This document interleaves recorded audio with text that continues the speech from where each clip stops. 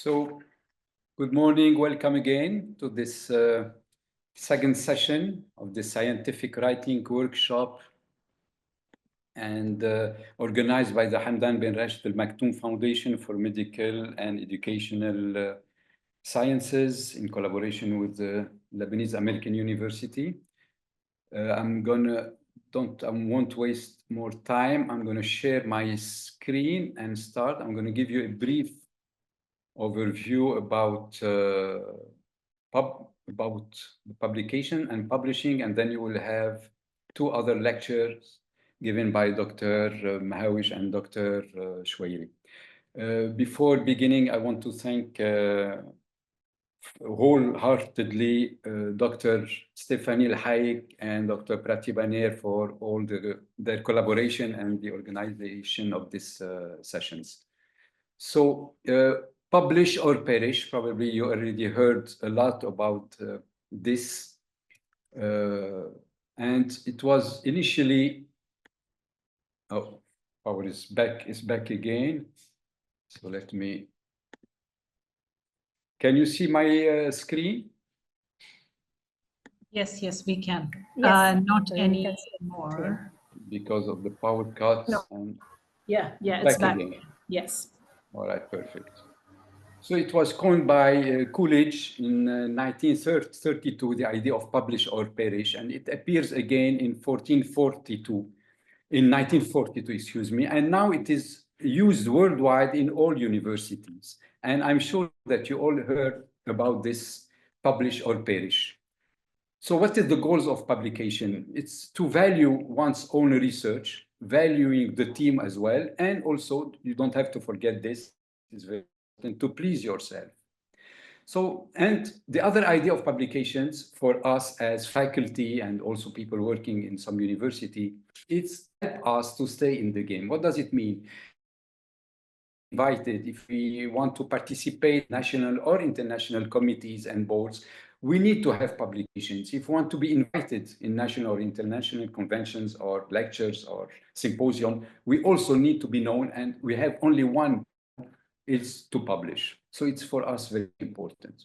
From the other side, also it's important for the university where we are. For example, I'm at the Lebanese American University, and we need to be ranked and to be well ranked. And if you look on my slides at the indicators and the weights for example, the Times Higher Education World University Ranking, you can see that teaching counts for 30% of the points of a university, but research counts for 30%, and citations of your publication or on what you're doing counts also for 30%. So it's very important for the university to have research activity and also to publish and to be cited. So ranking is very important for us. Ranking assesses the university performance on a global stage. It's important to be recognized for the university to be recognized worldwide. And also it's important for the readers, also for the students who would like to be informed about their choice. If they want to come and do their undergraduate or their postgraduate studies in a specific university, they will directly look at the ranking of this university to decide if they want to choose this university or not. So it's very, very important for us to publish, and we are pushed to publish. So in popular academic perception, scope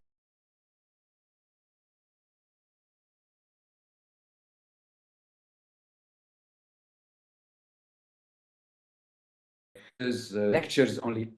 This is not very well visible, and there will be some problems to access to higher positions in the university. For example, if you compare this weight of indicators, as I told you, publications and citations is still very, very important. So how do we evaluate the faculty, or we will evaluate someone at the university or someone who published? We have different index that you are using. For example, we have the H index.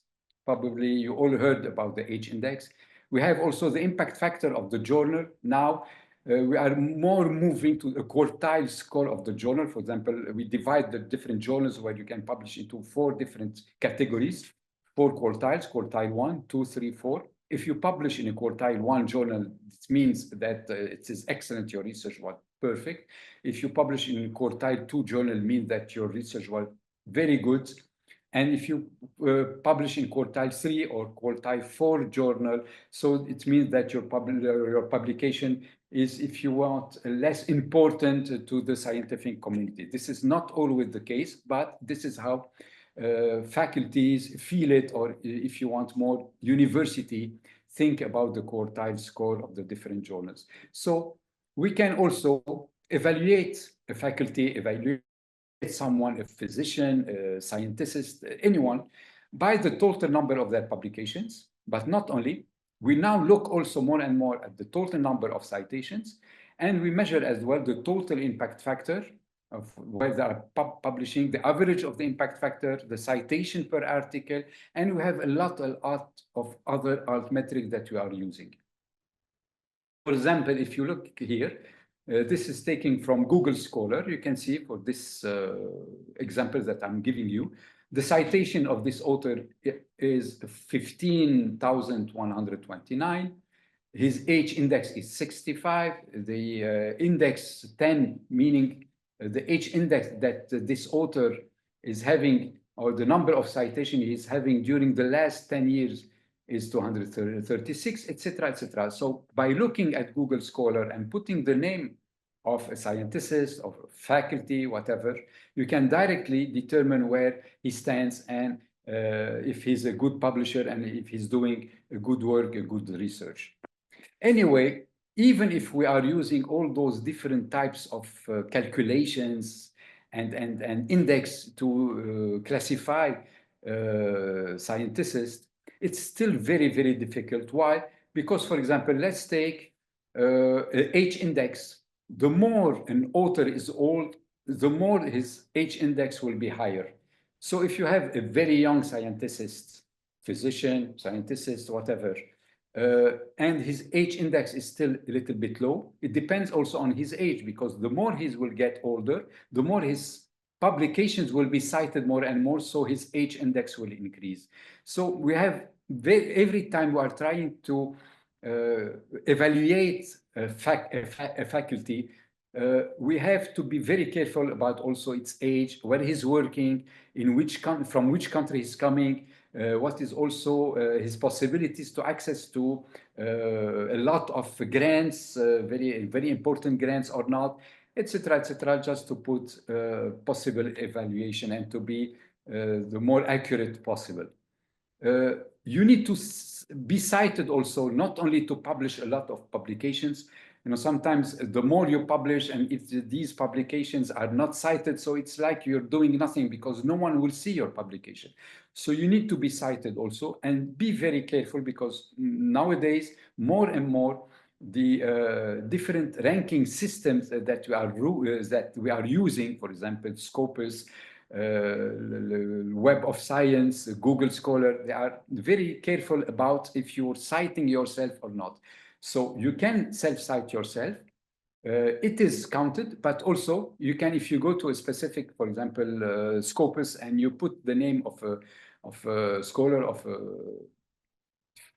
faculty, of an author, you will see that you can choose to know exactly if how many times he has been cited, or his studies were cited, the publication were cited, and also check if he did a self-citation, and you can do a kind of a score and determine if the person is too much citing his or herself or not.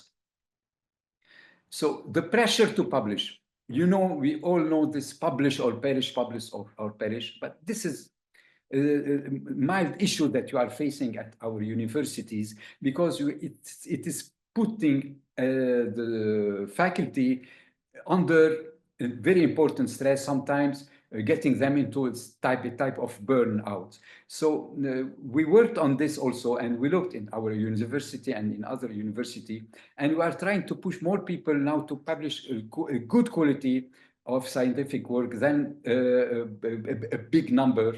And we have to be very careful. And now this is you also, and I hope future authors not to get into this publish or perish paradigm and this tyranny of publishing. If you're not publishing, you will be out.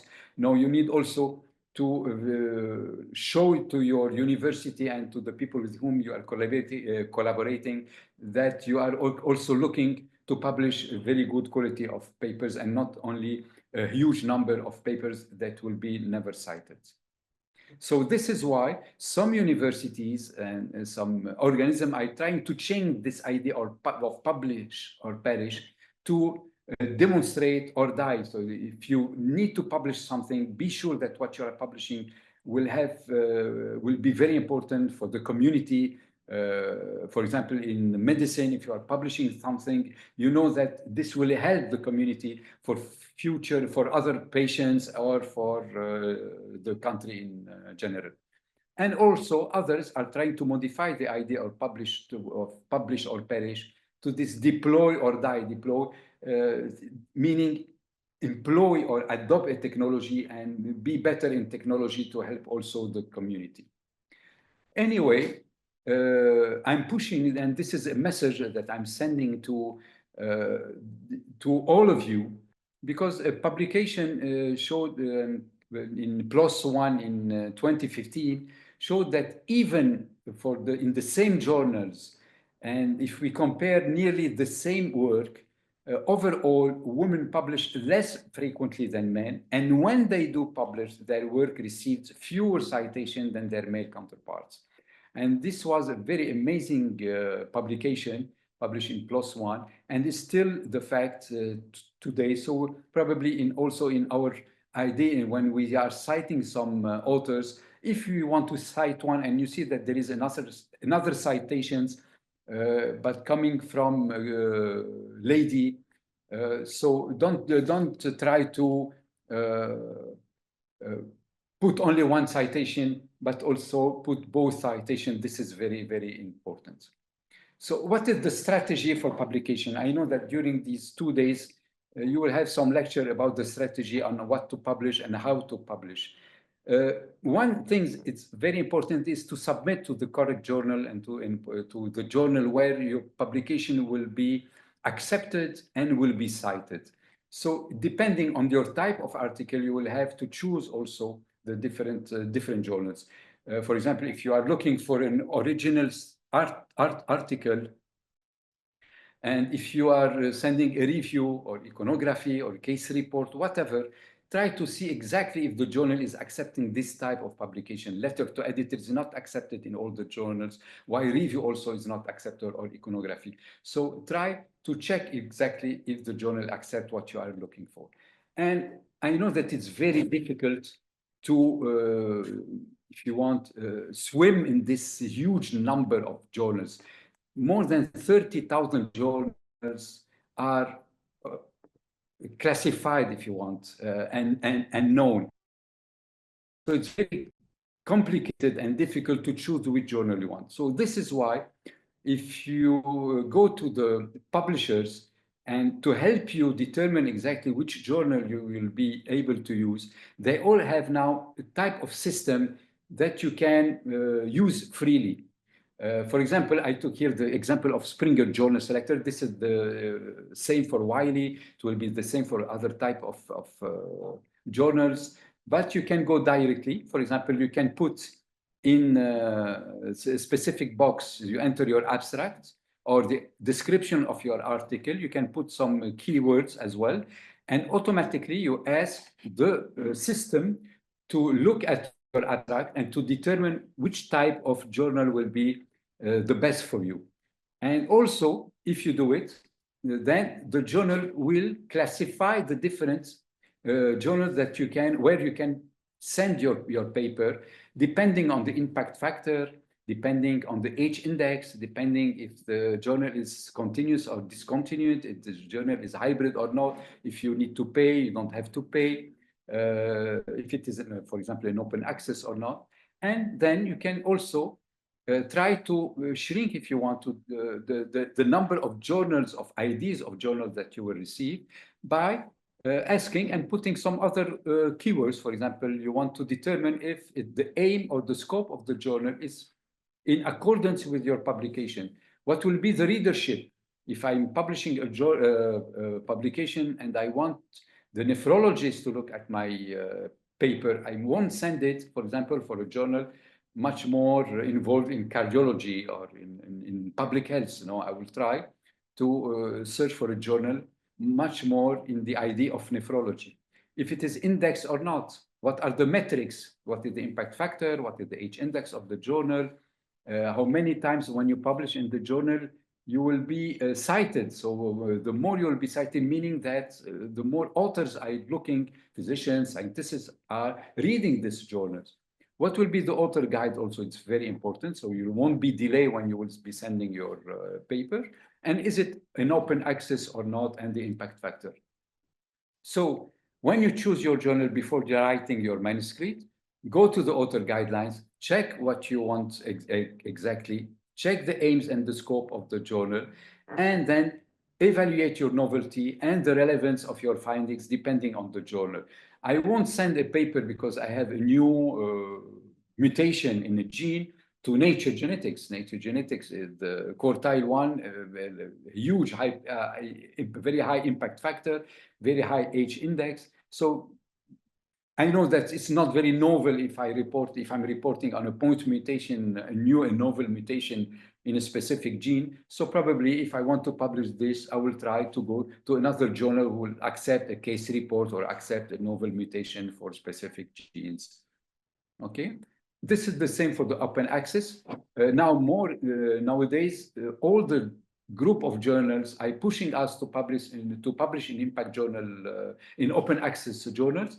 It will be free for everyone, so everyone will have access to your publication very, very quickly. As soon as that it is published, they will have access to it. So if they have quick access to the journal or to the publication, they will be able to cite it if they are writing a paper. While if it is not an open access journal, you will have to wait if you're not, if you don't have a free access to the journal, you will need to wait at least 1 year before being able to spread your paper and to send it to other authors or people who are working in the same on the same subject. Please be very careful about the predatory journals. Now I will share my screen and talk about Shimago, but I will. You cannot imagine the number of email I'm receiving every day about predatory journals asking me to send whatever I have and to be published in 48 hours and very quickly. And then they will ask from you money, and your paper will never be cited because it is in predatory journals. Now you have a list. You can go to this list and you click on the site, on the website of this predatory journals, and you can see and all the journals that predatory. Don't think that it is a few journals. You cannot imagine the number of journals now that are created every day, I will say every day, because they know that the faculty needs to publish and they are eager to publish. And if their papers are rejected from many journals, so when they have a publicity showing that they have a journal where they can send that paper and the paper will be accepted in a week and published in a week, so they will do it even if they will pay money, but don't do it because the journals are completely predatory. They can stop a day from another, and your paper will be completely forgotten. Okay, so with your publication strategy, submit to correct journal, correct type of article depending on what you are doing or what you want to show, and learn what is very important. And this is why you are doing this scientific writing workshop. Learn how to value your own research, and how also, this is very important, to sell yourself. This, I remember once one of my paper was rejected in a journal without being reviewed, and I sent it to a good journal. And when I received back the decision of the editor, and it was not reviewed at all, I sent the same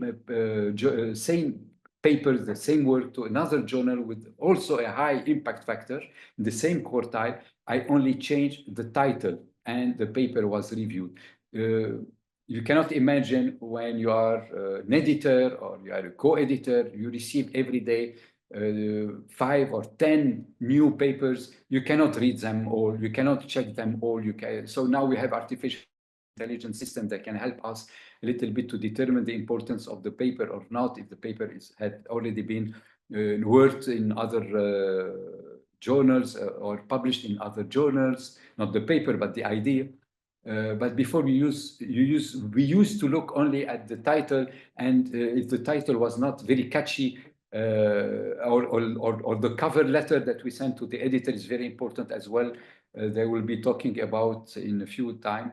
But this is very important. You need to put yourself and not to be shy about what. So wide public health problem is very important if you want to publish. This is for sure. During the COVID pandemic, when you were publishing about COVID, it was directly accepted and cited. But it's important also to talk about rare diseases, series of rare diseases, new technique. Try to send your paper when there is a lot of solidity, no bias, statistic results, solid references, solid statistics, and also be legible, use short sentences. Probably they talked about it yesterday.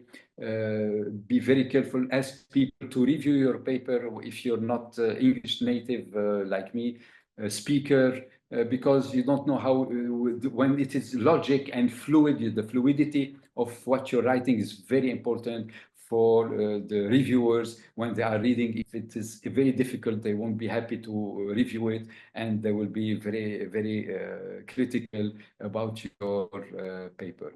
So be attractive. In the introduction, you need to sell yourself. Do not think the reviewer is an expert. Many times we review paper that we do not really know about, and we are not really in the field. So always think, if I'm a reviewer, how would I criticize, and what shall I do with this paper? And then this will help you to be more practical in what you're writing and be very clear. Don't try to complicate things. Express the hypothesis very clearly, indicate the actual result, optimistic conclusion. If you have some limitation, please add the limitation also in the conclusion. It's not bad to put the limitation. Yes, I did this, but I had some limitation in my study, but we can understand this, and reviewers understand it. And sometimes we need a name, we need a mentor to be able to publish. Please, before we jump to the other lectures, do not be demotivated by readers' comments. This is part of the game. As reviewers, we need to send some criticism. This is very important. Don't be suspicious or susceptible. Some are even aggressive. It's not a problem. You, from your side, when you will write your rebuttal letter, also, I think Dr. Shweiri or Dr. Mahouj will talk about the rebuttal letter. Don't be aggressive. Be very calm. And please know that you cannot always respond. Be modest, don't be paranoid, even though sometimes with reason to be, and enjoy what you're doing. Before leaving the floor to the others, I'm going to stop sharing. Has stopped, thank you. I'm going to share, if I can, I don't know how to share, because I wanted just to show you Shimago. I don't know if you are, I'm going to share this one. Oops. I'm going to go directly. We see your screen. You see, this is it. This is my web page. Yes. So this is what we call Shimago Journal. For example, I'm using it sometimes. You can check either one journal, a specific journal. For example, if I put European Journal of, I don't know, Human Genetics, okay? So you will have all the information about the journal. This is the European Journal of Human Genetics, Springer Journal. And you can determine exactly if it is a quartile 1 journal. You can see the evolution of this journal. So when it started, now it's a quartile 1, so it's in green. And if you go, you can also see all the information about the journal, how it is cited, the total citation. So if it is good citations, so now it dropped, the number of citations that dropped a little bit in 2020 and 2023. We can see if it is read, if it is the number of international collaboration, etc., etc. And you can go directly and check also the homepage, how to publish in this journal. So this might help you also to determine. You can also check the journal rankings. For example, I want to write something in genetics, and I don't know what are the journal in genetics. So I can go in Simago, and I can put, for example, the idea of medicine, but in medicine, it's a huge domain, medicine. So not all the subject, but I want to go and check, for example, in genetics, clinical genetics. So I can click also countries. I don't need to read the countries. And now I have all the different possibility, all the journals that I know, and they are classified depending on their quartile. For example, Nature Review Genetics is the highest one, Genome Medicine, American Journal of Human Genetics, Annual Review of Genomics and Human, etc., depending on the quartile. And then you can click on each one if it is an open access or not. If you have here the key, showing that it is an open access. And then you can decide if you want a quartile 1, a quartile 2, and you click on each one. For example, I want to publish something related to epigenetics. So I have a good journal, a quartile 1 journal that is published in England in clinical epigenetics. I click on clinical epigenetics and I will have all the information. It's a quartile 1. Journal, I have, it is published by, I don't know here. Anyway, I can click on the home page and go directly to the home page and see exactly, this is from BMC, and check about the journal and check the instruction for authors and etc. You see this is in red because I already reviewed the paper from this journal. Okay. So this is in general. Now you have more details about how to submit and where to submit, etc. So thank you very much. And I will Thank stop. you so much, Dr. Mgerbeni. Maybe before, can you hear me? Yes. Dr. Mgerbeni, can you hear me? Okay. So maybe before you leave, first of all, thank you so much for this very exciting presentation. So we have like 7 or 8 questions. Maybe we can answer them very quickly before we start. So the first question coming from anonymous attendee. Is it bad to have a publication in a Q3 journal as a student? No. I would say no, for sure not. No, absolutely not. No, you know, from my point of view, I don't rely too much on quartile journals. And for students, already for a student to be able to publish in a journal, in a quartile 3 journal, I consider that it is perfect and excellent. Very good. Thank you. And another question, in your opinion, why now the number of publication rejections are increasing? No, it depends on the journals, because you have a lot of journals, and we are trying always to submit to the journals with the highest impact factor. And the journals with the highest impact factor, you can see and check these also on the website of the journals. They have all the journals now, they put their metrics. So you will know the impact factor, you will know the H index, and also the rate of acceptance. And in what is the period to be reviewed and to be accepted or not accepted. So if you see a journal with the rate of acceptance of 10%,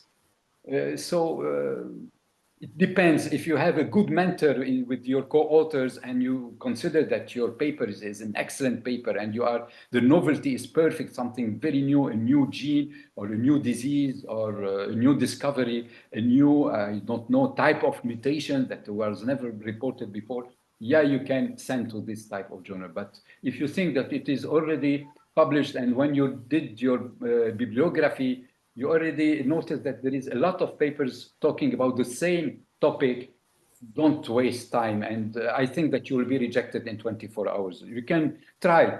When we don't try, we lose nothing by trying, but don't be disappointed. It is normal.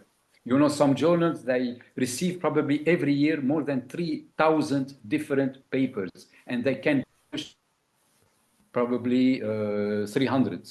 So imagine that they need to reject 2,700 papers per year.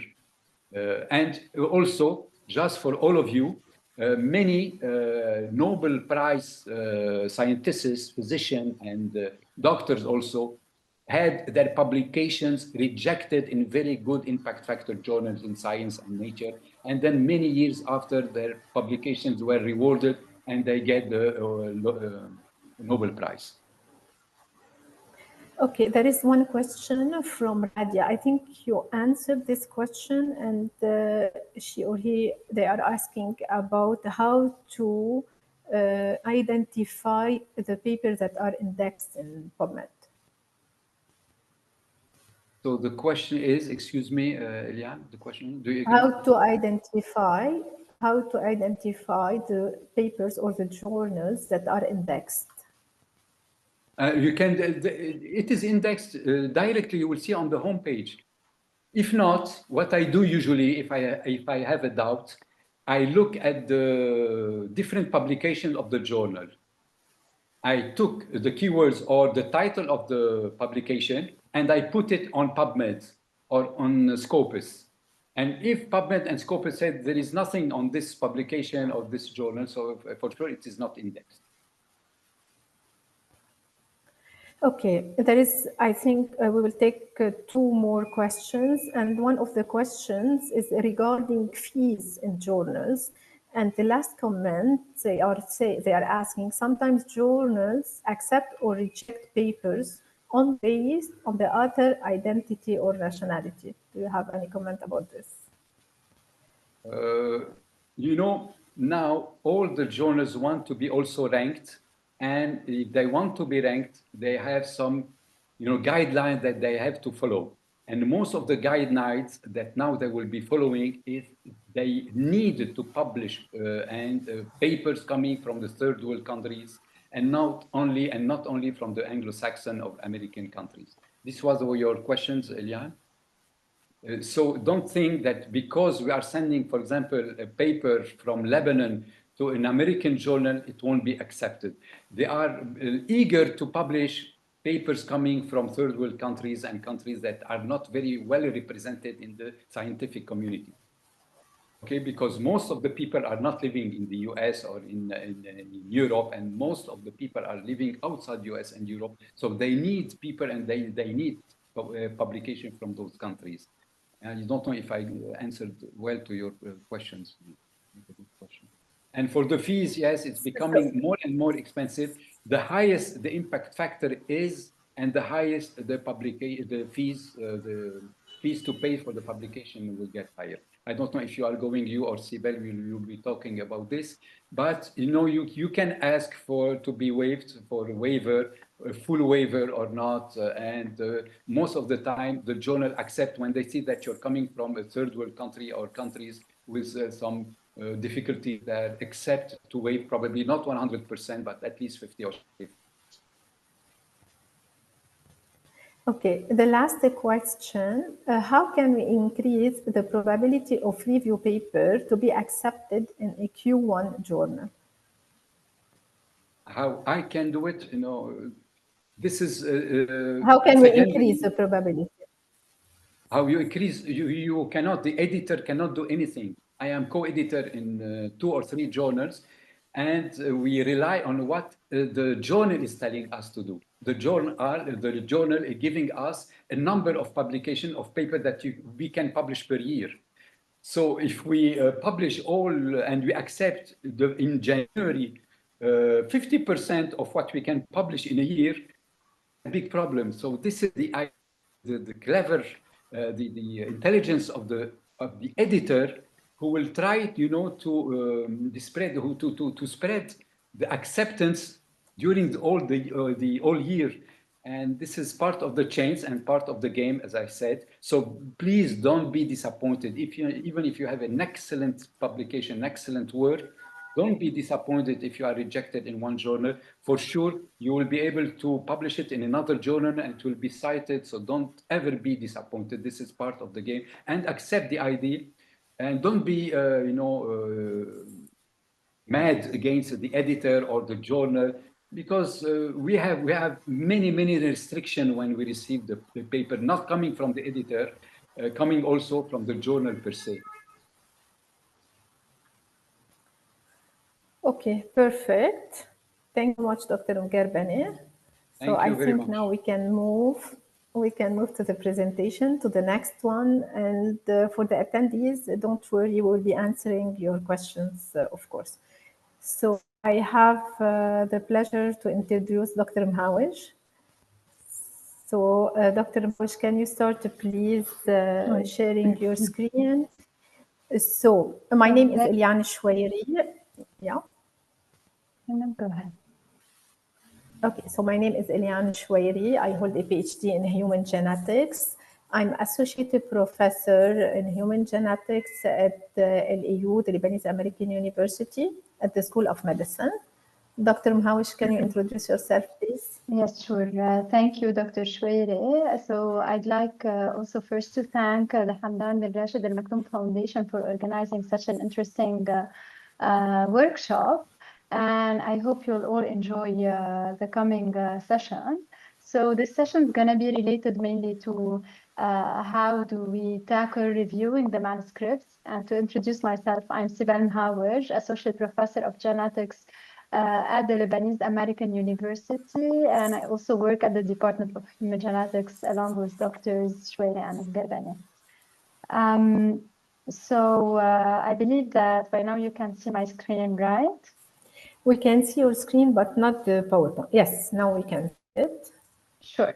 Perfect. So in the coming hour and a half, we're going to talk about basically mainly the reviewing, the revision part related to publications. Dr. Mgerbane just presented very nicely the importance of scientific writing, of publishing, etc., in our path as scientists and as faculty members. And this is actually a long process that ultimately can lead to finally publishing our scientific findings and getting the recognition that we all look for when working very hardly on our research and in our daily basically paths. So this long path starts with the part that we're going to tackle is basically is going to start when we want to start writing or drafting our findings and getting them published. So let's say we have our finding, we have our study that generated results, but we want to show these in the best way possible. We want to write these in the best way possible. And I think also in this workshop, you were able to basically benefit from other speakers in order to make the choice of the best journal to publish your data, also on how to write a manuscript, mainly what are the different parts in a scientific paper.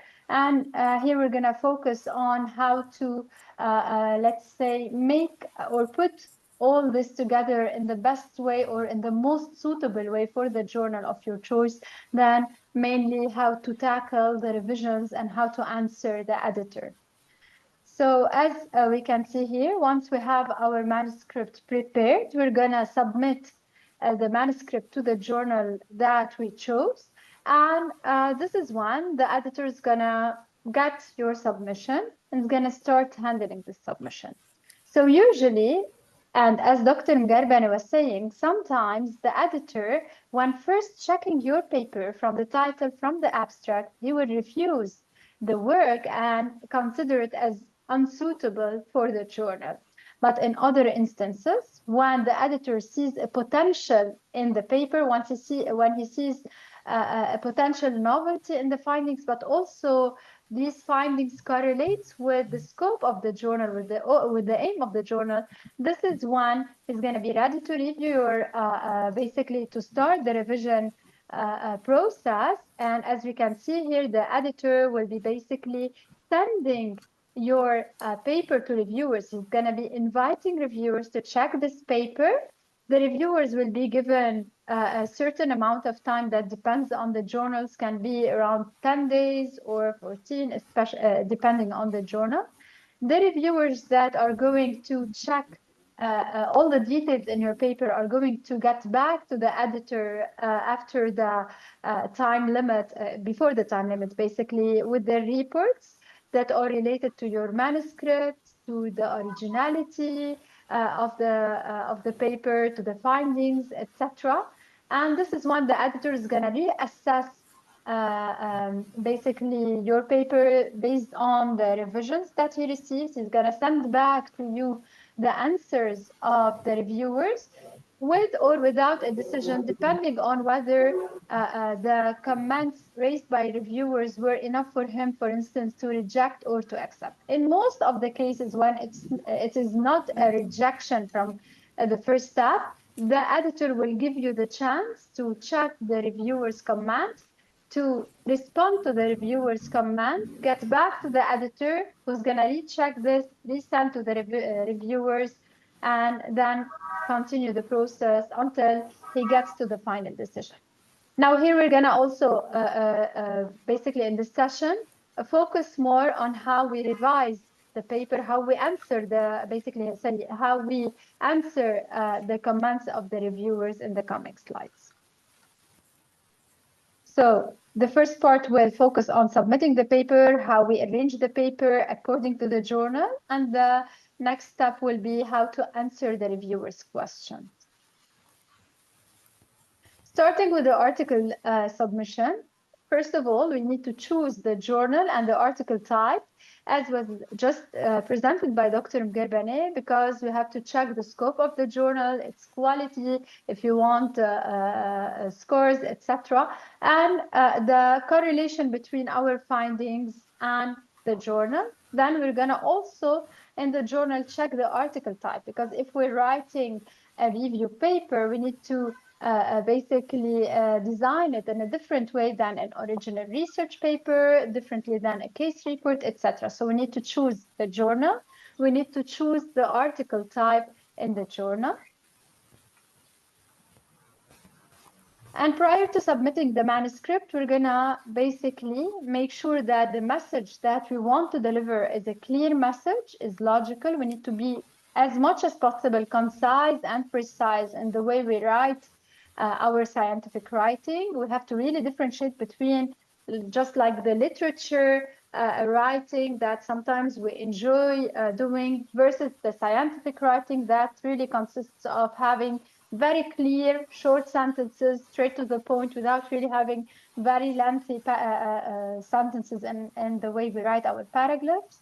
And we have to update the manuscript also before submitting it based on the comments that we have to receive from all co-authors. So once we have our draft, we think it's a somehow final draft, we can share this draft with all co-authors on the paper, because we're all responsible for the content. We have to get all co-authors' comment to edit the draft according to their comments prior to the submission.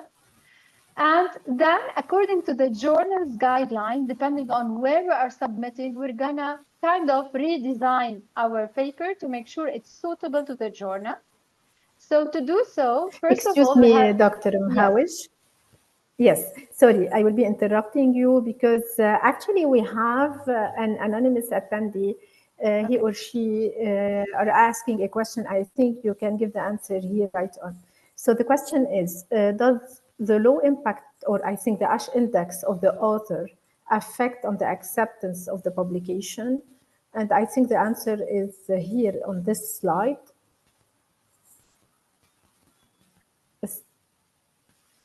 So did you hear my question? Does the low impact factor of the low ASH index, I will say, of the author affect the acceptance of a publication? And I think that the answer is here. So if we are following all the guidelines that you are giving, so this will not happen. So this is very important, actually, as you are mentioning, to check the message that is delivered, The message should be written in a concise and precise way. The guidelines should be followed, etc. So I think the answer is here for this question. Okay, so I mean, yes, you have to admit that long ago we used to consider that the name of the authors is the key factor that's gonna influence the acceptance or rejection of a paper. However, now we have luckily we have several kind of regulations or points that's gonna basically avoid such instances. As Dr. Shweri said, the quality of your paper is very important, and what's very interesting to know is that as reviewers also and as editors, we take responsibility for our decision. So in many of the journals nowadays, when we submit our reports, we also have kind of to consent first that what we're reviewing and reporting is really accurate, but also in many of the journals, we have our names showing on the paper after its acceptance. And this is really a big responsibility for us as reviewers that kind of would also, if you want, kind of regulate the revision process, because we all hold responsibility. The reviewers and the editors hold responsibility about the decision made, and that's a good thing to avoid such things from happening. So once we have the paper written in the best way possible, we updated according to the co-author's command, and we will try to present it depending on the journal's guideline. Now, usually the person who is in charge of submitting the paper is the corresponding author. So let's say I have a paper with all co-authors, and I'm the corresponding author on the paper. I am the one who's gonna be responsible for submitting this paper to a journal. This is when I have to go check the journal's homepage and create an account to be able to do my submission, and we're gonna see this in a bit. What's important to highlight here before going through this whole pass is that we can only submit the manuscript once at a time. So it's really not acceptable and unethical to be submitting our same study, our same paper to different journals at the same time. And we're going to see that in our basically submission process, we also submit the cover letter with our documents. And in this cover letter, we have to clearly say that we're not considering another journal at the same time for this paper. Okay, so we have to make sure that we're only trying one journal at a time. And we create an account to submit, and we're going to see this. Then we're going to go over all the other details in a bit. Now, if we want to basically prepare our files to have the submission as a corresponding basically author, we have to make sure that we are editing our manuscript as per the journal's guideline. So how do we know how to update our manuscript? Here, for instance, I included a link for you, and we're going to see this, related to one of the genetics journals, which is the MT Medical Genomics. And we're going to see this link and check how, for instance, we can get all the guidelines from the web page of the journal.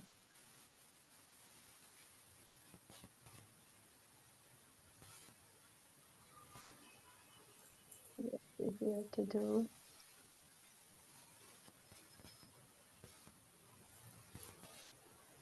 So I just write the name of the journal of choice, and I go to their page. And here, as we can see on the right hand, for instance, for the BMC Medical Genomics, I can see for authors. When I see for authors, I will see the submission guidelines. And these would help me prepare my paper depending on the criteria and based on the journal and the article type. So let's say I am kind of ready. I check the clarity of my paper. I check the quality of the writing, and I want to format my paper or prepare your manuscript. Prepare my paper based on this journal. Here, for instance, when I clicked on preparing my manuscript, I'm going to check and see different types of papers.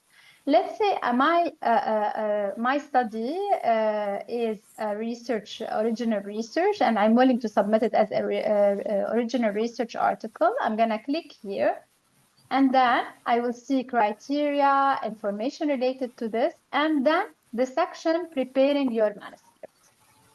In this section, I'm going to see info related to the title page. We're going to see some of the examples, to the abstract, and also we're going to talk about different ways to present abstracts, keywords, background, methods, result, discussion, conclusion, list of abbreviations, and declarations. So from this page, now I know that with the manuscript that I have, I need to kind of re-edit it to make it suitable for this journal. I will start by putting the title page. On the title page, I will kind of include all the info that are important. Then the abstract that is, according to BMC, a structured abstract where I put the different sections, keywords, background, methods. I'm not going to detail these because I believe they were discussed in the scientific writing of papers earlier. So to have the time to focus more on editing the way that is suitable to the journal and mainly focusing on the revision in this session. So here is the part related to submission guidelines where I see the guidelines or instructions to authors that I'm gonna follow for my paper. I'm gonna also see, as Dr. Gerbani just mentioned, whether publishing in this journal is basically linked to fees or is it, for instance, an open access journal that I have to kind of pay for, or it's non-open access and I can publish for free. So I get all this info from the part related to authors, basically to guidelines to authors. And here is another example of Nature Genetics, also showing a link to publish with us and submission guidelines. So from these submission guidelines, we're going to get basically the general layout of our paper, the design we want to stick to when publishing our paper.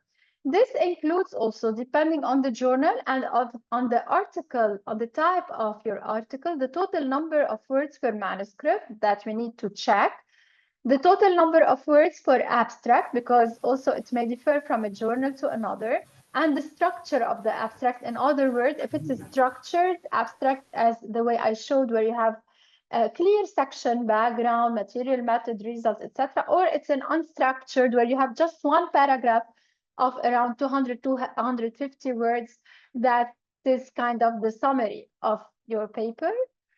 Here is an example that of a slide showing two of our papers, one of which is with a structured abstract with the different sections well defined, and of course with a specific number of words, versus another paper also from our team where we have an abstract that is unstructured. So it's like just a paragraph that basically you write as a summary of your paper. Dr. Sharif, do you have any comment? Because I can't see the chat box.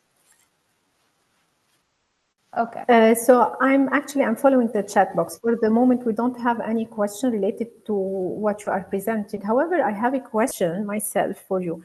Dr. Mhawish, do you think it is better to choose the journal before starting writing the paper, or it's better to write the paper and then go and decide which journal we're going to submit to?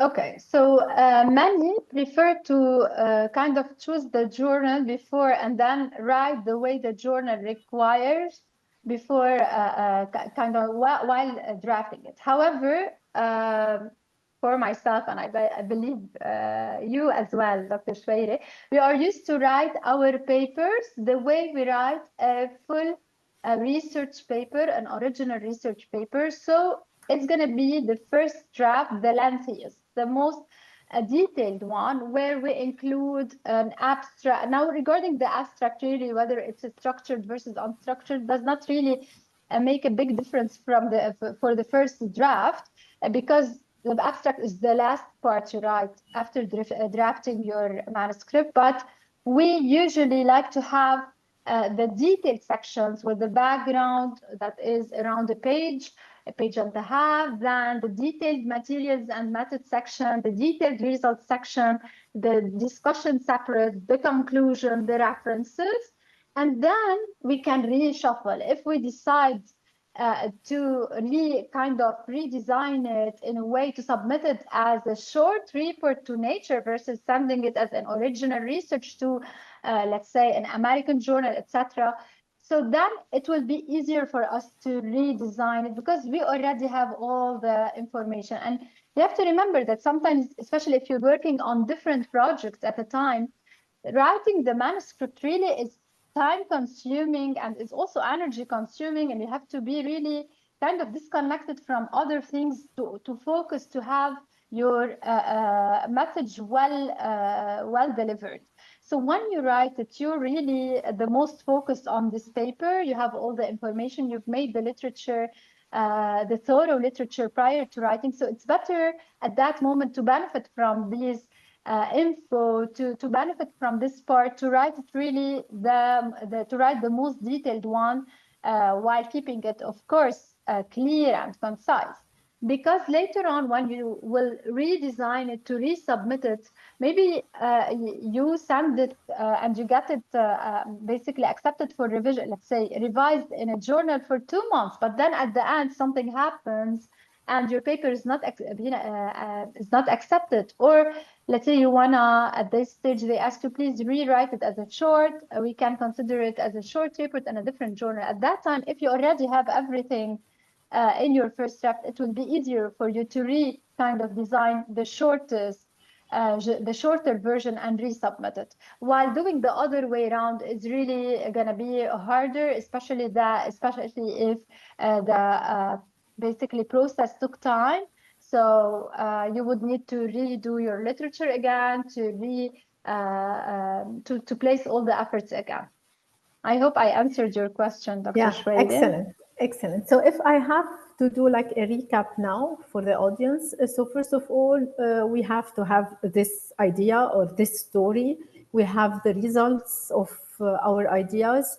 So we go and we open a Word document and we start writing. Of course, we have the list of the authors, we have the title, we have the background, and then we have the material and methods, results, discussions, and references. And once we have this document, then we can go after and, for example, try to see on Scimago, as mentioned or as shown by Dr. Mgerbani, which journal suits the best our paper.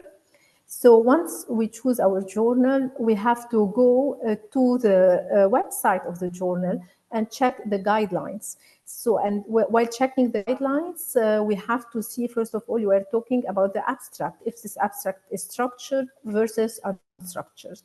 And you will continue. Thank you, Dr. Mhawish. Yes, I will continue thank you for the summary. I will continue regarding the structure of the manuscript itself. So I already prepared the lengthiest version, and now I'm gonna just re-put it together based on the journal. I'm gonna check the abstract as mentioned. Then I'm gonna check, depending on the journal, the title page. Usually the title page would include the title of your paper, the authors, who is the corresponding author, and then you have the affiliations of all authors. You have more details related to the corresponding author with the full address, with the email address, sometimes with the phone number as well, because he is the person who is the main contact for all the readers. And most of the journals, you have the conflict of interest statement also on the title page, but this can differ from a journal to another. Some journals also request what is known as a running title, which is kind of the short title that can be added on the top of the pages for your paper. Some other also request highlights. So in addition to having the abstract, some papers request, let's say, 3 bullet points that are the highlights that will show the novelty of your paper. And as Dr. Mgerbani said, that will help you sell your findings, show the importance of your findings. You have then the abstract, then you have usually the introduction, the material and methods if we're talking about an original research and not a short report. You can have the results, discussion, conclusion, and then we have what is known as basically declarations. And depending on the journal, these declarations can come after the conclusion. In some journals now, they prefer to have the declarations at the beginning of the paper. And in the declarations, I think we're going to detail this, we can see different kind of sub-paragraphs.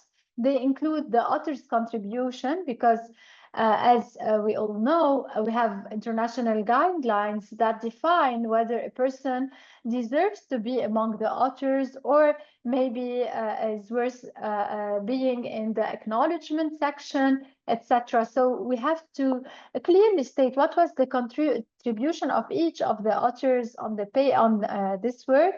We have an ethics statement that is very crucial also to be clearly mentioned if our project was already approved by our IRB committee, which IRB committee approved it, what is the number sometimes of basically the approval or basically the approval letter, and a section related to the funding of the work, because also you have to acknowledge kind of the funding agency and whether a conflict of interest exists.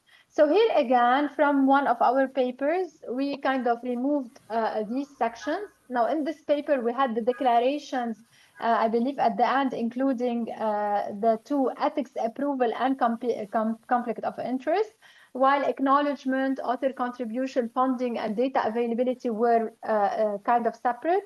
And many other, they are all under declaration. So this really depends on the journal that you're gonna submit your paper to. So you have to check really in the section that we showed related to guidelines to authors, how to kind of design your paper to present it in a way that is suitable as per the journal's guidelines, while of course including these very important paragraphs. And it's very important not to miss any of these, because in many cases, if the editor receives the initial submission, so when you as corresponding author submit all the documents to the journal, sometimes even before it reaches the editor, there is a step where all the documents are checked.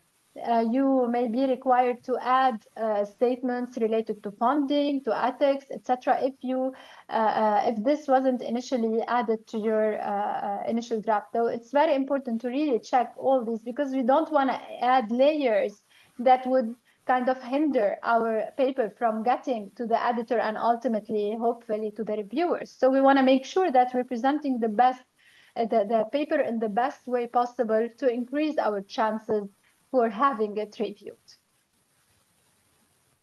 So very good. Can you, Dr. Mhawish, before going further, can we just talk about the author contribution?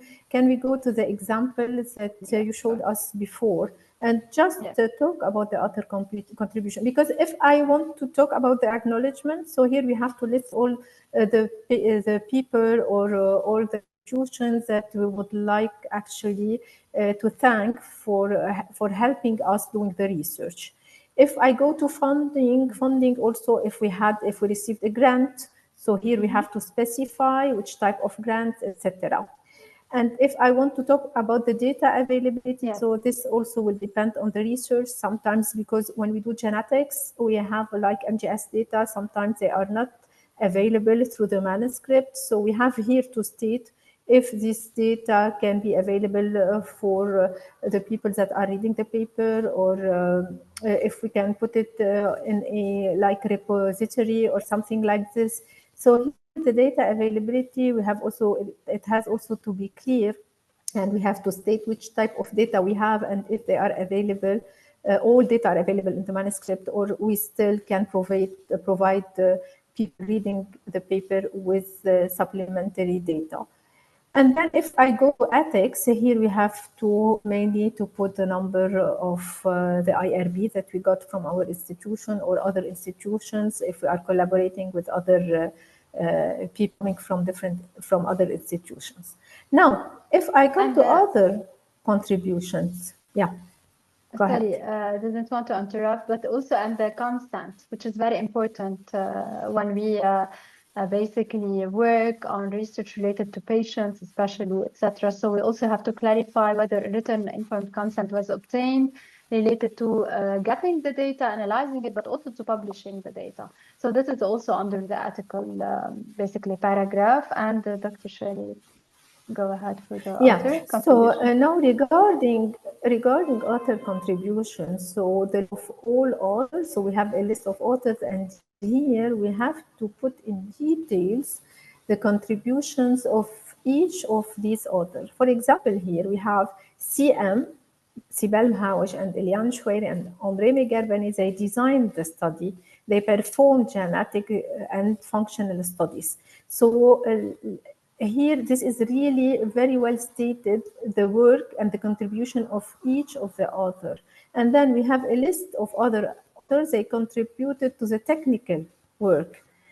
Then another list where the authors contributed to the interpretation of clinical and genetic data. So here you have to put each contribution in detail, just in order to say why actually each one, what was his contribution, and why this is actually the order of the author on the paper. So we have the first, the second, the last. So this is very well, this will reflect actually, the author contribution will reflect the way you decided to put the names of these authors. Thank you. And you will notice that in most of the cases under author contributions, also you will see that we have to clearly state that all the authors read and approved the manuscript, because this is essential, because you cannot submit a paper and decide to do a paper with someone, include his name without really getting his approval, getting him read the manuscript and approve it, because he has his name and he's also responsible for the content. This is really a very also key point in having all approve the manuscript. So what you can do is that what is usually done is that the corresponding author, when he has the final draft, etc., he will send back to all authors, give them kind of a timeline, and then say that by this date we will be submitting. I appreciate receiving your feedback and edits and comments prior to the submission. And I just remembered a thing is that to help you, and what we usually also do, if you think that these are a lot of details, etc., and there are lots of small details, for instance, depending on the journal and the author contribution, you will state either CM or Sibel Mhawaj, Eliane Choueiri, etc., or just initials. So all these can be like small details. And to help you with this, I suggest that whenever you choose the journal and you choose the article type, you just go to the archive of the journal, download one same type of article. So if you're aiming for a case report, just download the case report. If you're aiming for an original research paper, do so. And check their guidelines on their website, and also compare to the paper that you have, that you just downloaded, that is published recently in the journal. And I said recently because sometimes with over the years, the journal may change a little bit the layout of their paper. So I suggest that you review from the same year, for instance, another published same type paper, and you will edit based on the guidelines, and then check based on the published paper to make sure that what you understood from the guidelines is really what is being applied, and is also what is basically needed from you in terms of editing your manuscript. So then you have to put the references, and also depending on the journal, some would put references after conclusion, keep the declarations till the end. Some other would prefer to put declarations, then references. And we're going to have at the end of this session a short workshop related to one of the tools that you can use to have your references edited, because nowadays we're no more relying on just the manual way to write the references as per the journal guidelines. Very important to really stick to the guidelines of the journal, to have your references edited as per the styling type of the journal of choice. And this is really not a very easy, I would say, work if we're doing it manually, especially if we're going to submit our paper and then we're going to re-edit it to resubmit it elsewhere because it was not accepted at the first journal, which is a very, very classical scenario that happens, because rarely we have from the initial submission right away in acceptance. So we don't have to be demotivated, because this is the path, especially if we start by aiming the highest impact, etc., and then we go a little bit slowly down throughout our list of journals of choice. So regarding referencing, it's very important, as I mentioned, to rely on tools. There are several tools such as EndNote and Zotero. We chose to use Zotero and to discuss it at the end because it's a free tool. And honestly, we're also using it because it's free and it's very user-friendly. So we're going to show you how to do this at the end of the session. And then you have the legends, and this is also very important, because you will see that when you submit your manuscript, you also are going to submit, in addition to the manuscript, the files, which are your figures, tables, etc. And in your main manuscript, you have to write the legends, which are kind of the title for your tables and figures, and also the titles for any supplementary file you're also submitting. So the legends have to be really clearly defined, and I'm going to show you an example to make all this basically information more practical for you. So tables, figures, and supplementary data that also are formatted depending on the journal's guidelines.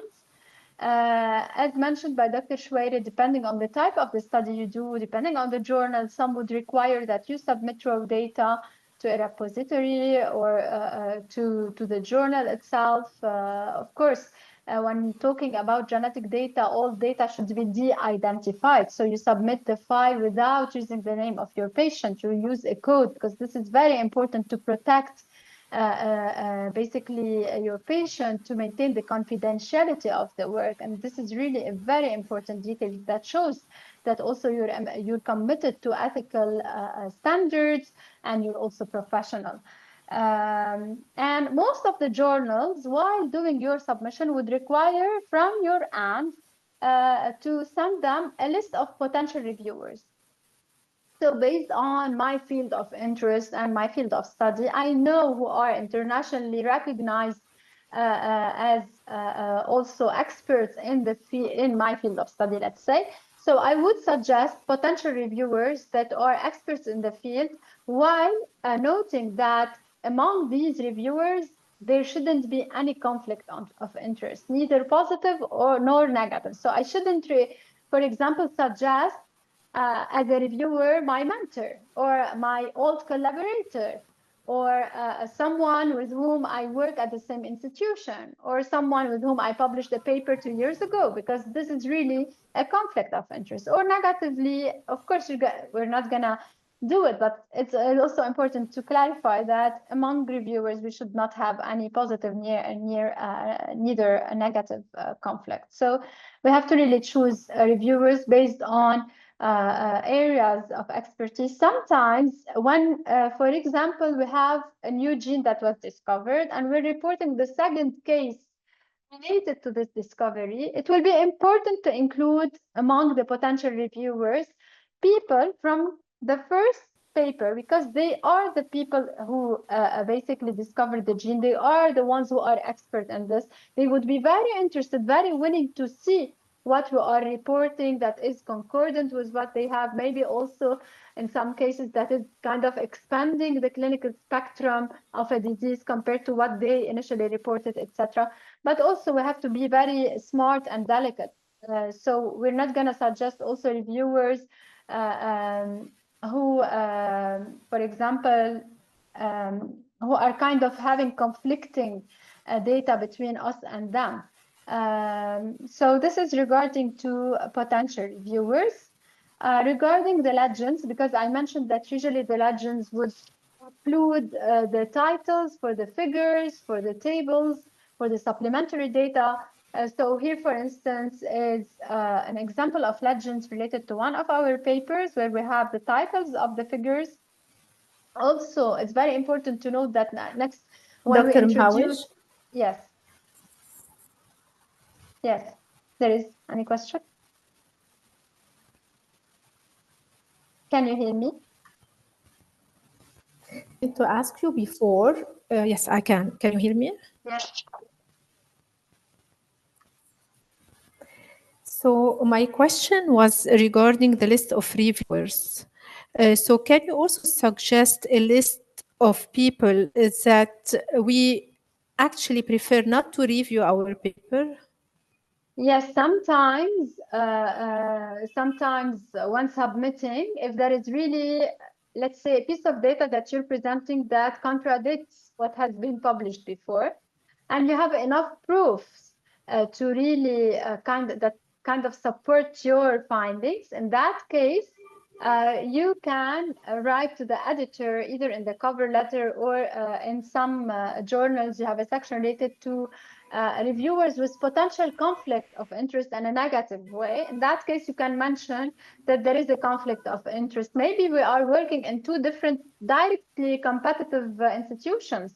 So maybe I wouldn't want you, for instance, if you're working at a competing institution to review my paper, I can state, but I should mention also to the editor the reasons behind my statement. Yes, thank you for this comment. Okay, and basically here is an example of legends where we have examples for the figure title, the table, and the supplementary data. Also, when you include in your figure abbreviations or in your table abbreviations, it's very important to write to basically clarify what abbreviations were used and to really write the whole basically term in the legend. So for example, here we're writing the names of some proteins domains. And because in the figure we had used some abbreviations, so it's important to mention this. In some figures where you have statistical findings and data, it's important to also mention, to give some details related to the statistical method in a very brief way in the legend of your manuscript. So here I wanted to, because you're seeing my screen, I wanted to show you an example of a folder that we've prepared when submitting one of our papers that has been published last year. And basically, here. Thank you, Dr. Mahawij. I think now you will be showing us an example of how we prepare our file and what should be included in our file before submitting. And this is, I think, the example where we're going to see again all the details very quickly on the steps, how to prepare, etc. And we have to say also that it's the responsibility of all authors to prepare this file. So usually the person who's handling this file are the people who are the major contributors. And this is to be shared with the corresponding author, because the corresponding author is the one who's gonna really check the journal's website, create an account, and submit the files. And the files need to be ready prior to the submission. That's why, as you mentioned, Dr. Shah, it's very important to have everything ready in a separate folder. This folder is going to be shared to the corresponding author. And it's very important. I just remember something very important is that we need to be really careful, because you're going to see when you start, many of you maybe also are familiar with the process and know that when we write a paper, it will be edited by us, by co-authors several times. And at the end, we're going to have just version 1, 2, 3, 4, and with the date and changes, etc. So we want to make sure that we have one clean folder with only one version of the final manuscript, especially also after the revisions, because we're going to talk about it. You have to make sure that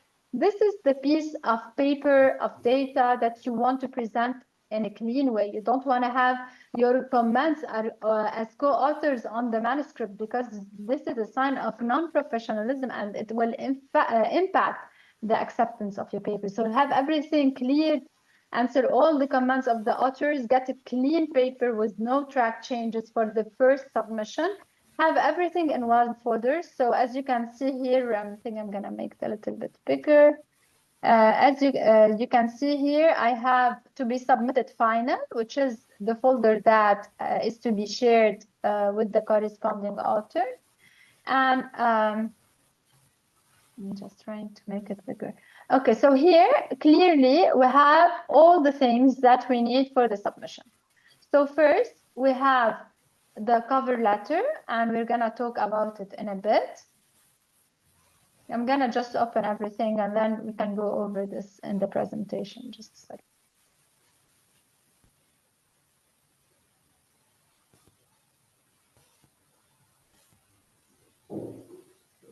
Okay. So this is the cover letter for one of our papers. So let me just check. So you have usually the title. We have the editor name. We wish to submit the attached manuscript entitled what for publication as. So here it was an original research, you can say as a short report, etc. And in your journal, in which journal. The main findings in this paper, we report a homozygous variant in this gene. The gene does this. We show for the first time, etc., etc. And usually, just a second. Usually, we have to also state that the paper is not being reviewed in another journal, and we don't have any conflict of interest, but we're going to discuss this in a bit. So regarding the cover letter, we're going to see this more in detail in the coming few slides. Then we have the real manuscript. Sorry, it's taking time, which is the Word document that we want to send, we want to submit. So it has basically the title page. I'm sorry, it's a little bit lagging here. So it has the basically title page with the names of the authors, their affiliations, the corresponding author and details, the no conflict of interest or the conflict of interest statement, the abstract. In that case, it was a non-structured abstract. There is the highlight that was required. As I mentioned, there are the 3 bullet points, which are the main basically messages. Also under abstract in many of the most of the journals require keywords that are related to the paper, and you can include also abbreviations on the first page depending on the journal. We have the introduction or the background. We have material and method section with the sub-paragraphs. Then we have the result section with the different paragraphs. Then we have the discussion. Then we're going to see references as per the journal. Then we're going to see the legends related to each of the figures. Then we're going to see supplementary data, authorship contributions, ethics approval and consents, funding, declaration of competing interests. As you've seen here, the order of whether to put authorship at first or ethics, etc., also depends on the journal type. Acknowledgement, data availability statement. So this is it as the file 2, which is the main manuscript. So we have 1 cover letter, 2 main manuscript, 3 is the figure 1, 4 is the figure 2 of our paper, 5 is the table. So we're just opening a few. For example, here is the example of the figure with its legend here. And then we have another figure, an example of a table, an example of an Excel file, which is the supplementary data, supplementary figure in 7, and basically, okay, so here it was edited. So sometimes when you submit initially a figure, especially the journal kind of committee for checking basically the design of your paper, etc., and also the resolution of the figures may ask you to send them a higher resolution version of the figure. Then we have the list of reviewers that we suggest. When we prepare the list of reviewers for the basically corresponding author, it's important to mention who are your reviewers and also put their affiliations and their full titles. So that's it for basically the file, the folder that we prepare to be sent to the corresponding author prior to submission. So we talked about the cover letter. And here we're going to detail more what is a cover letter and what we should include in the cover letter. So usually, as if we're basically submitting our CV to a company, we're just applying for a job, it will be very important to send, in addition to this CV, our cover letter, or our motivation. Why do we want basically the person who's going to handle our CV to review it? What is the added value of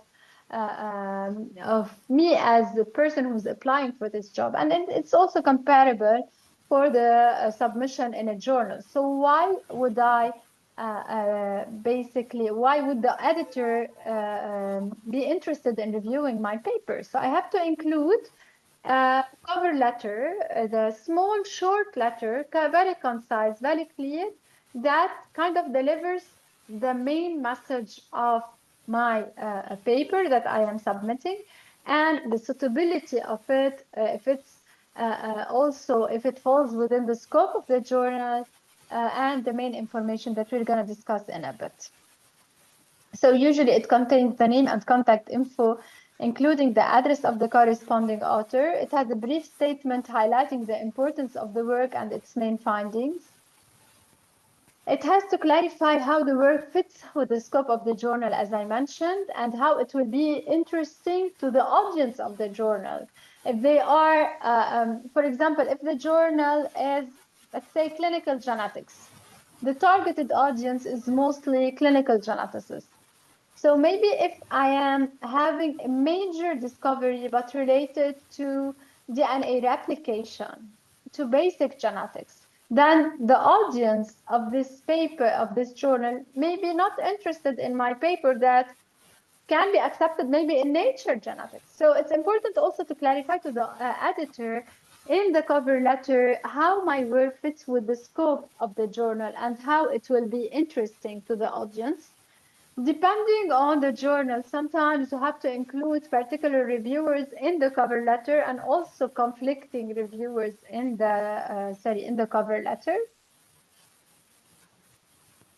as I mentioned. And also, it's important to keep it as short as possible, as the editor who will read it probably receives many papers, as also was mentioned by Dr. Shwayre, by Dr. Shwayre and Dr. Mgarbani, and basically won't have the time to read very lengthy letters. So you have to be concise, precise, clear, to sell your main finding, to show the importance of your main finding and how this is really important to the audience of the journal. Also to state the conflict of interest, and if any of the authors has any conflict of interest. Also, it's important to mention, as also I explained, that the work is not being considered in other journals while you're submitting the current journal. So here is another example that I included from one of our papers with this cover letter showing that basically stating, dear editor, please find attached a manuscript entitled, etc., that we are submitting as original research to your paper, to your journal.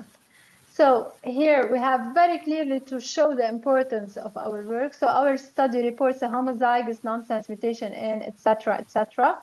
Another stop-gain mutation has been reported. So what's the novelty? This is the second report of mutations in BOD1 in humans, but the first in a syndromic intellectual disability, including etc. So here we're showing that we are familiar with the available literature. However, we have something to be that is original, related to the same gene, that we are trying to kind of promote our work. In summary, this work confirms the involvement of BOD1 in cognitive development, but also expands the clinical spectrum. We believe that publishing in your journal will guide the vast majority of clinical geneticists, because the journal here was Clinical Genetics. Basically, so indirectly here we're showing that it will interest the audience of this journal. And again, if there is any potential conflict of interest, you have to state it. So here we have no conflict of interest, and we certify that this paper is not being under review at any other journal. And at the end, we ended very nicely. We hope that this work is suitable for publication in your journal, and looking forward to hearing from you soon. Perfect. Thank you, Dr. Mhawish. So now I believe we will be moving to the review part, or not yet? Yes, I think. Perfect. So if so, let me do a recap of all the steps. So we were talking about how to prepare our manuscript. So as mentioned by Dr. Mhawish, she showed you that first of all, you have to prepare like a folder dedicated only for this paper. And in this folder, you have to have different files. So now that you have your story, you have your results, and you are ready to start preparing your paper. So in this file, first of all, you will start by opening a Word document. And in this Word document, you will start writing your paper. And mainly, as mentioned by Dr. Mhawish, you will have like the main, if you are submitting the research article, so you will have the different parts that she discussed, she enumerated. So the discussion, the background, material and method, discussion, results and discussion, of course, and then you will have declaration, the legend, the references, etc. So once you finish preparing your Word document, and of course, in parallel, you will be preparing your results that you should show in form of table or in form of figures. So you will be preparing your figures, your tables, and putting all of these in the same folders. And please remember always to mention your figures and your tables in the Word document. So if you are talking about your results, and your results are present in table 1, you should mention in your paper table 1 in the location where you are talking about table 1, and then the figures also, etc. So in our file, we have to have our Word document, our tables, our figures, our supplementary data, if you have any supplementary data, and of course, the cover letter. The cover letter, as shown by Dr. Mhawish, it should be only 1 page, and it should be addressed to the editor. And in this cover letter, you should state very clearly why you are submitting to this journal, the scope of your paper. And I think once you have all of these, and of course you have discussed all the points, all the content of the paper with your co-authors, now you are ready to submit. So now we will we submitted, and now we will be actually seeing the review part. So thank you for the summary. So let's say the editor checked your initial draft and thinks that it may suit the journal. He will send your paper, as mentioned, to reviewers. And then when he gets the comments from reviewers, either he's gonna directly reject the paper, or he's gonna give you the chance to write what we call rebuttal letter. In other words, to answer the comments of the reviewers and send back an updated version to the journal.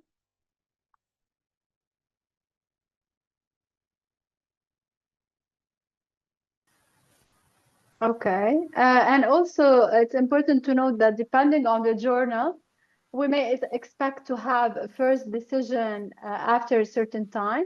So sometimes by checking the metrics of a journal, we can know what to expect in terms of first decision from the editor, and what is in terms of basically period until we have a final decision, what is also expected. That also differs from a journal to another.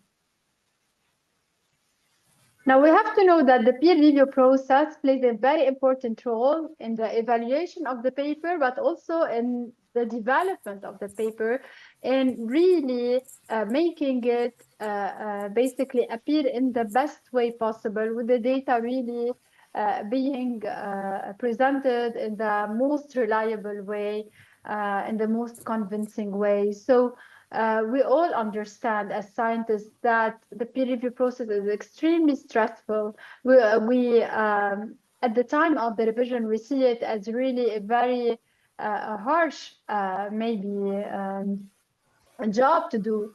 However, it's very important to really acknowledge the importance of this process and also to see it in a positive way, because this process is going to help us present our data in the best way possible, have the best, the most suitable edits, etc., to have it really reliable, to have our findings really cited later on, and also referred to by other scientists and experts in the field. So this process ensures that the published papers meet rigorous academic standards through objective and independent assessment. That's why several reviewers check your submission, and these are usually independent reviewers coming from different institutions without direct, basically, conflict, without knowing you, etc. So it's not really, the process is not simply really a filter for acceptance or rejection, but it's also an important step to ameliorate our, basically to improve our research paper. Now, what happens in the process? The paper will be sent to one or more reviewers who are experts. They will offer comments, as we mentioned. In most cases, they will offer you feedback to help you improve the paper. Now, what's basically the process is usually anonymous. However, we're seeing currently the trend where some of the journals are also publishing the name of the reviewer on the paper after it's published. So not during the process of revision, to maintain it kind of anonymous. The most common types of peer review can be single-blinded, so where you as a reviewer can see the names of the author while they cannot see you as a reviewer. Double-blinded, if the reviewer doesn't see the names of the author, neither the authors can see the name of the reviewers. And now also, as I mentioned, there are some journals that publish the name of the reviewers along with the accepted paper at the end. Now, based on the reviewers...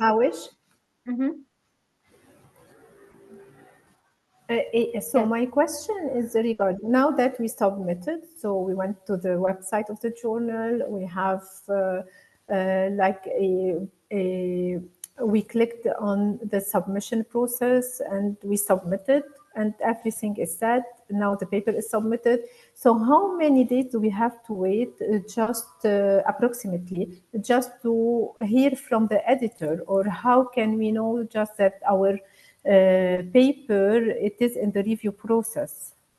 Okay, so usually the corresponding author has access to kind of the platform.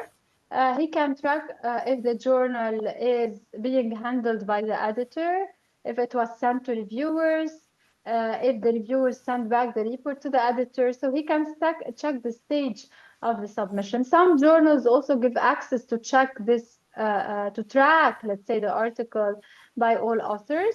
And also some other, as I showed, show metrics on their page where basically according to the journal, you have a time to first decision, which is the time that is spent until you are expected to receive back from the editor. However, it's very important to clarify that we should not really be very stressed about these timelines, because sometimes they can be kind of flexible. So sometimes you don't hear back from the journal for 2 months, etc. But what I say to also students sometimes publishing with us is that when we don't receive a direct answer, it's a good thing, because when the editor wants to reject it right away, he can just, by checking the abstract and seeing that it's not suitable, he can directly send you a reject decision. However, if he takes more time, that means that he's considering your paper. If it goes to the reviewer, that's a very good thing. And then getting the reviewers back are really positive things that we need to consider. I think we may have a question, because I see the hand from the Medical Awards page, basically. Or it's by mistake? I think it's by mistake. Okay. Okay, perfect. So again, so we submitted and we have to wait like 1 week for the editor decision, for example, and we have on the website, we can go and check if now our paper is with the reviewers. So if we can see that now our paper is under review, this is perfect. So this means that it was not rejected by the editor. And if it was rejected for a reason, and then now the step after, we have to go and search for another journal, and again to see the guidelines for this new journal and to amend our paper accordingly, and then to do the resubmission again. Yes. Perfect. Okay, and it's really common for an article not to be accepted in first draft. So it's very, very usual to kind of revise our paper. So really, we shouldn't get demotivated when we see revisions. In contrast, we have to be very positive, because if our paper is being given the chance to be revised, that's a good thing, because this means that the editor is seeing the potential out of your paper, and you have the chance to edit it to make it suitable for publication. Sometimes the paper is revised on several cycles. So sometimes you send your comments, or first letter, post first revision, and then 2 weeks later or 3 weeks later receive for second revision, for third revision, etc. Sometimes the revisions requested are minor, other times they are really substantial. Sometimes they may request to do additional, very sophisticated experiments to convince the reviewer about your initial findings. So really depending on your findings, on the revision process, on the basically standards related to the journal where you're aiming to submit to or to publish in, basically you would have different types of revisions. Some are minor, kind of just correct some typing errors, or the way you're writing this paragraph, just elaborate, detail more. Some other are really very substantial, where they would, for example, criticize in a way your initial finding and ask you to support your finding by doing all your techniques. And of course, once you receive the response from the editor with the reviewer's report, you would have a certain timeline or deadline to respond to the comments. So depending on the journal, you can have a month to answer, sometimes 2 weeks to answer, depending on the revision, on the required basically steps from your end. What is really important to mention in that case is that usually you would receive a deadline. But if, let's say, you're asked to do additional experiments and you think that doing this additional collection of sample from the patient, an additional experiment, requires 2 months from your end, it's very important to answer the editor prior to the deadline, to tell him that we're working on answering this the comments of the reviewers. However, due to these facts, 1, 2, 3, you are not able to stick to the deadline. Could you please give us basically an extension period to revise? But don't ignore the deadline. You should not just ignore it and send your report the next day saying, oh, I missed the deadline. I'm sorry, this is it. I was doing the experiment. This is really seen as unprofessional, and it will really hinder your publication. So just try as much as possible to stick to the deadline. Sometimes if it's not possible, write clearly stating your reasons to the editor and ask for an extension, justify it. And in most of the cases, editors really understand, because they are experts in the field, they are scientists, they've been through this. So they would grant you the extension if you have reasonable reasons. Exactly. So I can give the example once we had, while we were actually responding to the reviewers' comments. Yes. One of the comments, they asked us to add an experiment, and we had to buy the products in order to be able to do the experiment. And for this reason, this was a reasonable reason.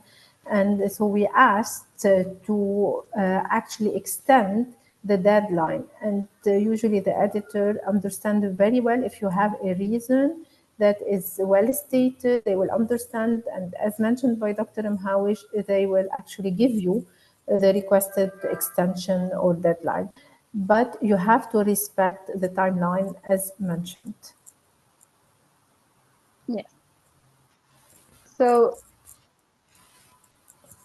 now we're gonna really try to give some examples to help you basically with practical examples related to how to answer back the commands and how to write to the editor, how to write the rebuttal letter. So as I mentioned, sometimes the peer review feels like really very awful, but we really need to try to see the positive part of it as an opportunity for us to improve the quality of our work and of our paper, and to really increase the reliability of the work that we're presenting. So if we really receive comments from the reviewers, we have to really celebrate, because the paper has been given the chance by the editor to be reviewed. So this is a positive thing. So maybe the editor is seeing a potential out of our paper. So while a helpful review summarizes the major positives and details the negative of a manuscript in general, most reviewers would try to do kind of the auditing of the paper. They would try to find some negative comments. Okay, but kind of some comments to really help you improve your paper. Maybe the comments are not really negative. We may perceive them as negative, but it's really important not to get demotivated. Try to be really positive about it, and try to be professional in, as I mentioned, sticking to deadlines, and also in answering the reviewers. And we're going to discuss more in details how to be professional, how to be positive in answering all the points raised in our rebuttal letter. So it's very important to prepare what we call rebuttal letter. So the editor sent you an email or a letter with his decision, let's say a major revision, and then he listed all the comments of the reviewers. And on the also platform, you had our manuscript and data submitted. So try by putting inside of the initial folder another folder related to the revision. In this file, you would put the comments or the letter of the editor with all the comments of the reviewer. I would just create a new Word document that is what is known as rebuttal letter. So you're going to be submitting the rebuttal letter, which is your answer to the reviewer, to the editor. You're going to also submit, prepare at the same time a revision for your manuscript. So you're going to save the manuscript, a new, basically a copy of your manuscript stating that it's a revision 1 of this manuscript. And usually whenever you want to make any edit to your manuscript, you have to make it in track changes, so that when you submit back to the reviewer, he would check the original document and he can see all your changes in the revised version on track changes in the Word document. And in most of the cases, so let's say I have this manuscript and the reviewer asks me to do basically some edits to this paragraph. So he wants to say combined image deficiency instead of skid. I would just put here basically track changes. I would save this as revised manuscript, and in track changes, I would write, for example, combined whatever immunodeficiency. Okay. And in the rebuttal letter at the same time, I would tell him basically, thank you for this comment. We will see example. And we took into consideration your remarks and updated it. You're going to see this in a bit. So we prepare the basically paper with the track changes. We prepare in parallel the rebuttal letter. And once we have all the comments, the changes incorporated in this draft, which is the revision tract, we will make another copy that we're going to call revision clean version that is on track. So let's say here, the first was tracked. This one is a clean version of the first revision. And on the clean one, I will just accept all changes and send it as a clean version. But it's very important to submit with your rebuttal letter the version that is tracked and then the version that is clean. So this is first, just before going through the rebuttal letter in details. So first of all, when preparing the rebuttal letter, we have to start by thanking the reviewer, basically thanking the editor first for giving you the chance to submit a revised version of your manuscript. Then you're going to also thank the reviewers for taking the time to assess your manuscript and for their precious input. And also clearly state that you have addressed all the concerns raised by the reviewers point by point. It's very important to mention that we're addressing these point by point. Usually we say as detailed below. And then in red, as I mentioned here, in red, you have to put your answers to the comments of the reviewers. We're going to see examples. So this is just general tips, but we're going to see real examples of some of the rebuttal letters. And usually it's very important to write, to copy as you receive the section related to each of the comments of the reviewers, then answer each point at a time, point by point. So one comment from the reviewer one, and then answer one to the first comment. And usually your answer has to be in a different color or in track changes in the rebuttal letter as well. Avoid giving yes or no answers. Sorry, Dr. Hawish. Yes. Sorry, just to summarize, because there was a little bit delay. So actually, when we are doing the review process, so we should have our letter, what we call a rebuttal letter, where you will show us an example in a few, and we will be answering the reviewer point by point in this letter. So this is the first 5 that we should have, the rebuttal letter first. And then you mentioned that we have to have a copy of the manuscript where we are actually putting all the change in highlight and highlighting these changes. So what we change compared to the original paper, we have to highlight it in the manuscript. And also at the end, we have to have the clean version with all the changes. So in the review process, we have to have mainly these 3 files. If in some if some reviewers, they ask us, for example, to change the figure, to change the table, and exactly, also we have to include these in this file of the review.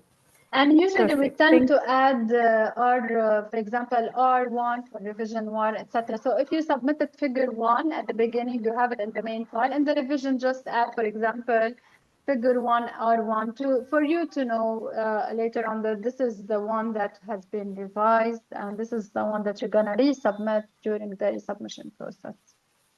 Okay, so when answering the comments of the reviewers, avoid using yes or no. So if I basically the comment was that have you used data from healthy controls, or you only use data from affected patients? For example, so if they ask you clearly, have you used data from affected patients? You should not say yes and stop here. You have to really try to write full sentences, try to clarify as much as possible.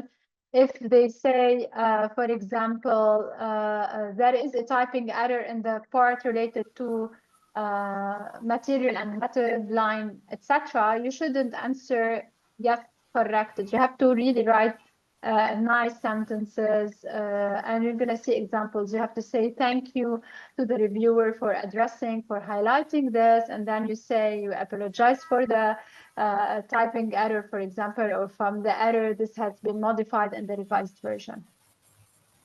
You have to make your responses self-contained, as I mentioned. So instead of putting, like, let's say we've made the change, see page 5, line, etc. of the revised, it's nice to write we've changed, etc. to the new edited one and indicate the lines. But if you rewrote an entire paragraph or section, you can say that we thank the reviewer for his careful revision, etc. We have revised the text to address your concern and hope that it's now clearer. And please refer to page, etc. from the revised manuscript. So try to be really self-contained. Try to write very clear answers. Try to be as professional and as polite as possible. Do not omit any concern raised by a reviewer. So if you receive different comments from reviewer one, don't think that by just deleting one of the comments the reviewer wouldn't notice, because usually when we review a paper we go back and check what were our comments related to this paper, and then try to see if each of the comments have been addressed. And we check this basically in the rebuttal letter and also in the tract paper of the authors, that is basically the revised version of the manuscript.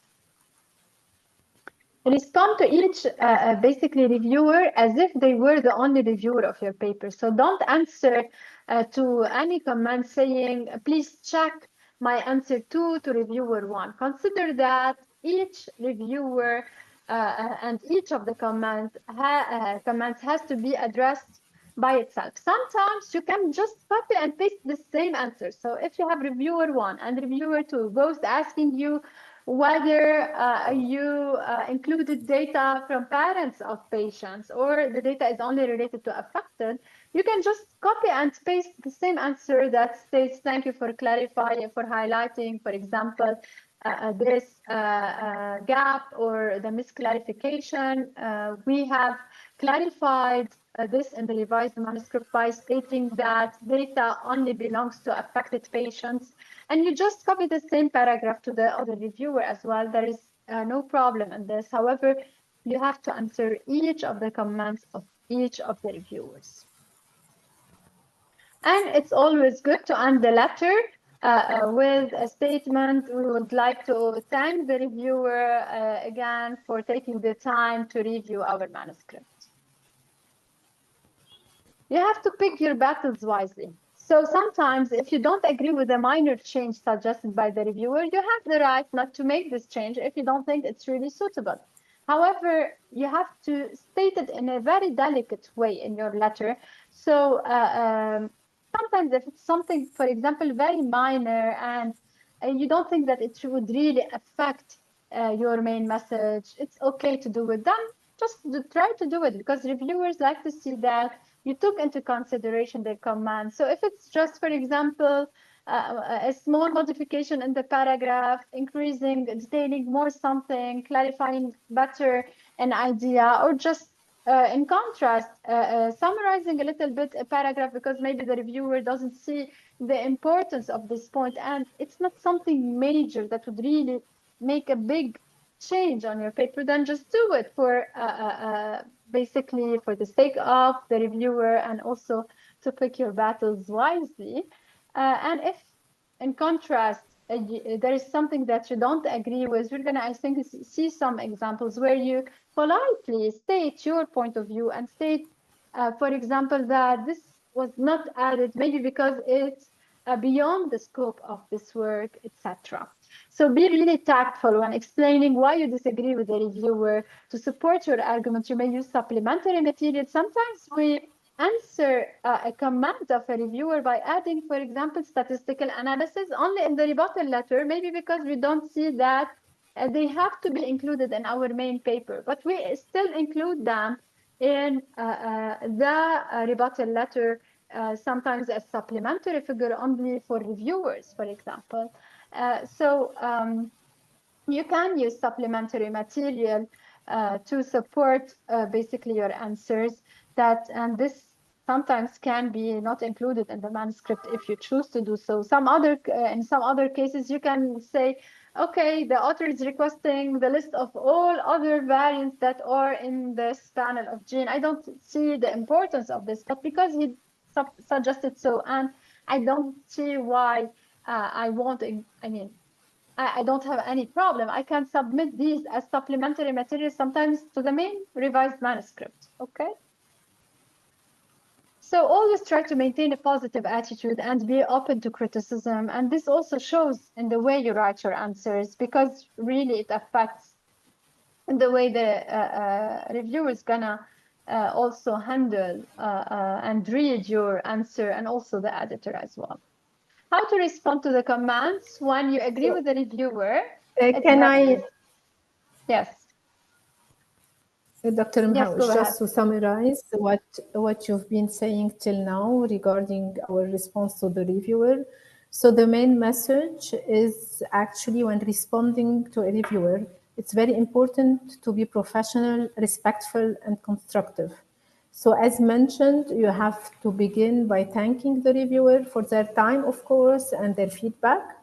Also to acknowledge the value of their comments, to address each point clearly, and you can address these points either by agreeing, and so you explain how you have revised the manuscript accordingly, or in the other option, you respectfully justify your approach and why you don't agree with the reviewer. So you have the option to disagree in a respectful way. So also, you have to keep a positive and collaborative tone, as mentioned by Dr. Mhawish. This actually will show that you are open to improvement and committed to enhancing the quality of your work, etc. So these are, I think, the main points that Dr. Mhawish discussed, and this was like a small summary. Yes, thank you. So here we're going to see some of the examples. So if you agree with the reviewer, this is the simplest scenario. Just thank the reviewer, you acknowledge your mistake and confirm you've corrected it. Example, we thank the reviewer for pointing this out. You have revised this point, and we have made the edits, required edits in the revised manuscript. We have removed, etc. We agree and have updated. We have fixed the error, etc. But you have to, of course, write full sentences. This observation is correct. We have changed, etc. Now, also please be careful. And this is from experience related to this point specifically. Please try to avoid using, for example, we thank the reviewer for his comment. As per his suggestion, we have made changes. Because we don't know if the reviewer is a man who revised it or a woman who revised it.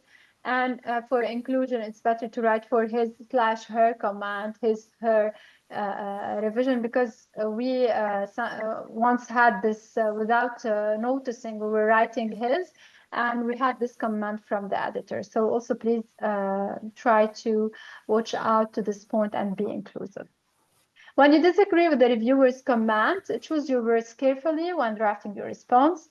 First, try to always emphasize on the positive. Try to say on what you agree, and then explain why you chose not to make the change. And here we're going to see an example. We agree with the reviewer that further elaborating on this point using new data would be helpful. However, we believe that expanding our dataset is neither feasible given the costs involved, nor would significantly support our argument. For this reason, we chose not to make this change.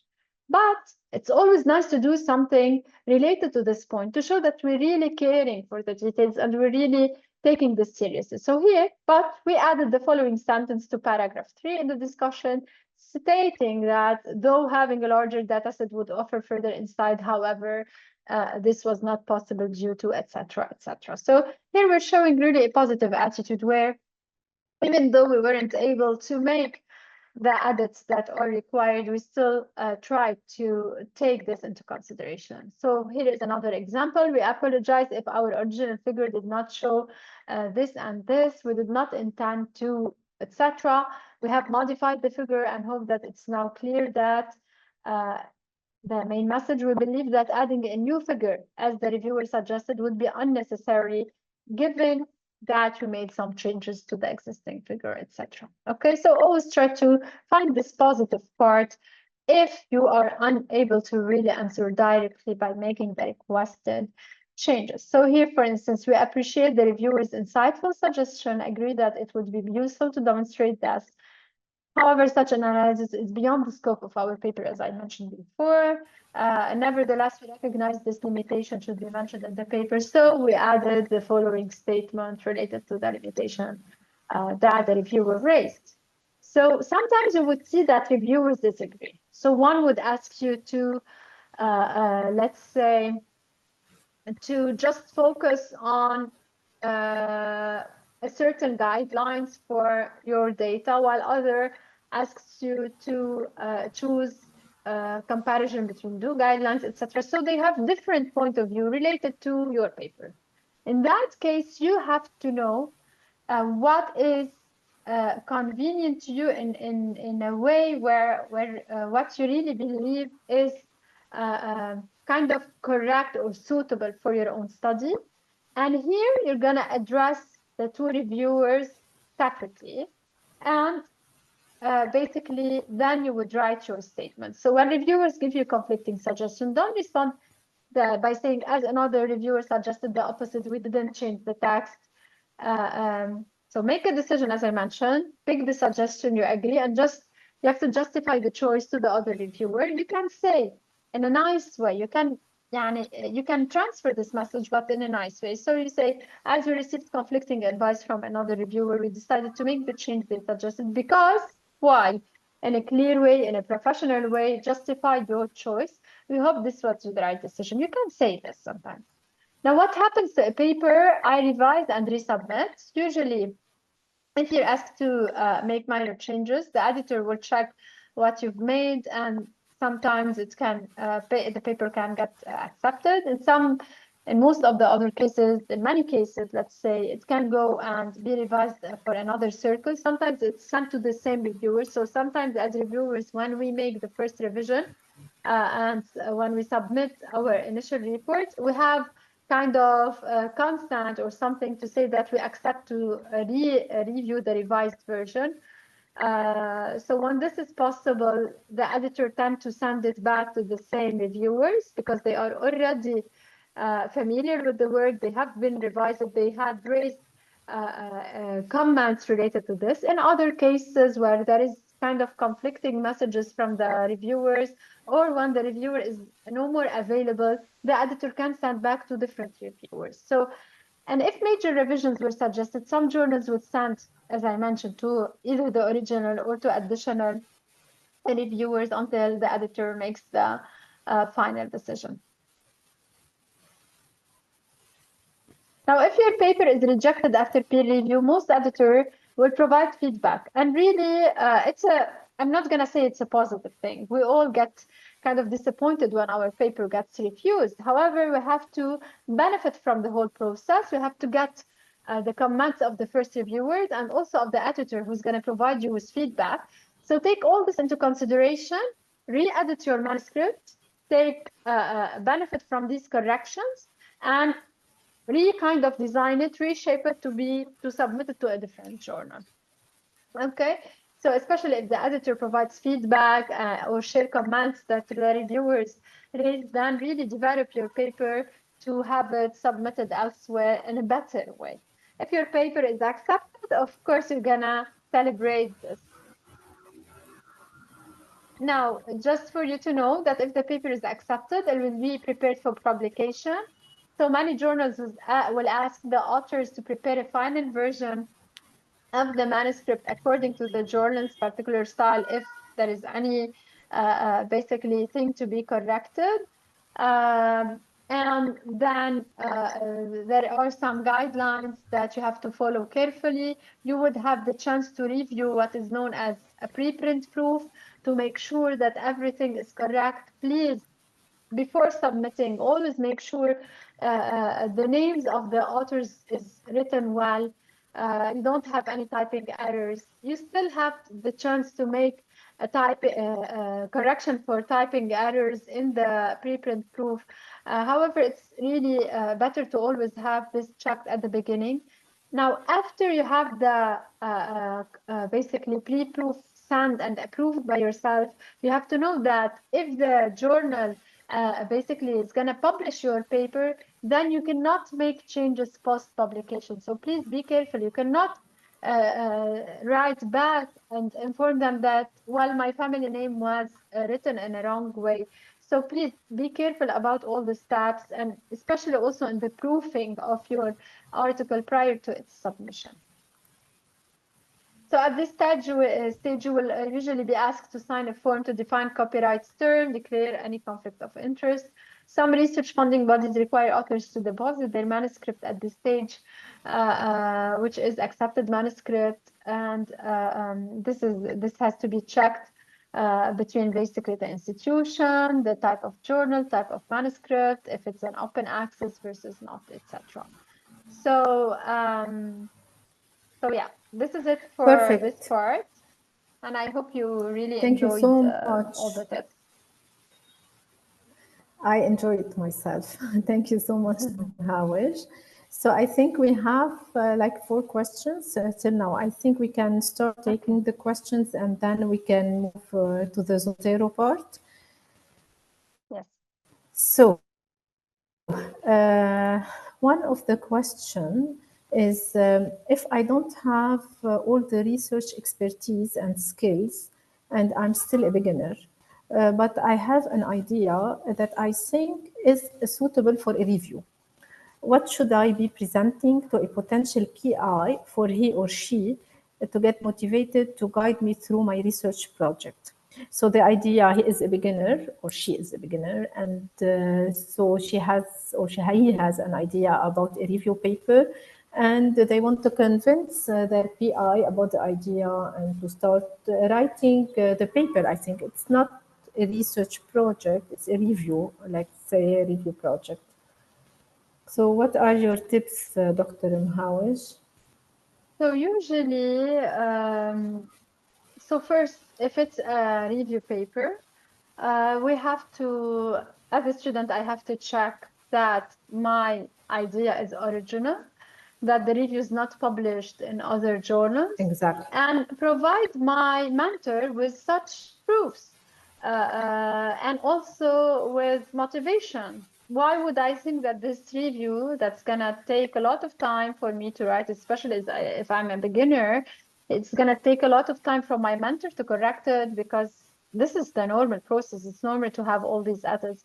Why would we spend that much of time and effort on this? So we have to provide the mentor or the potential PI with proofs showing the originality or supporting the originality of the work.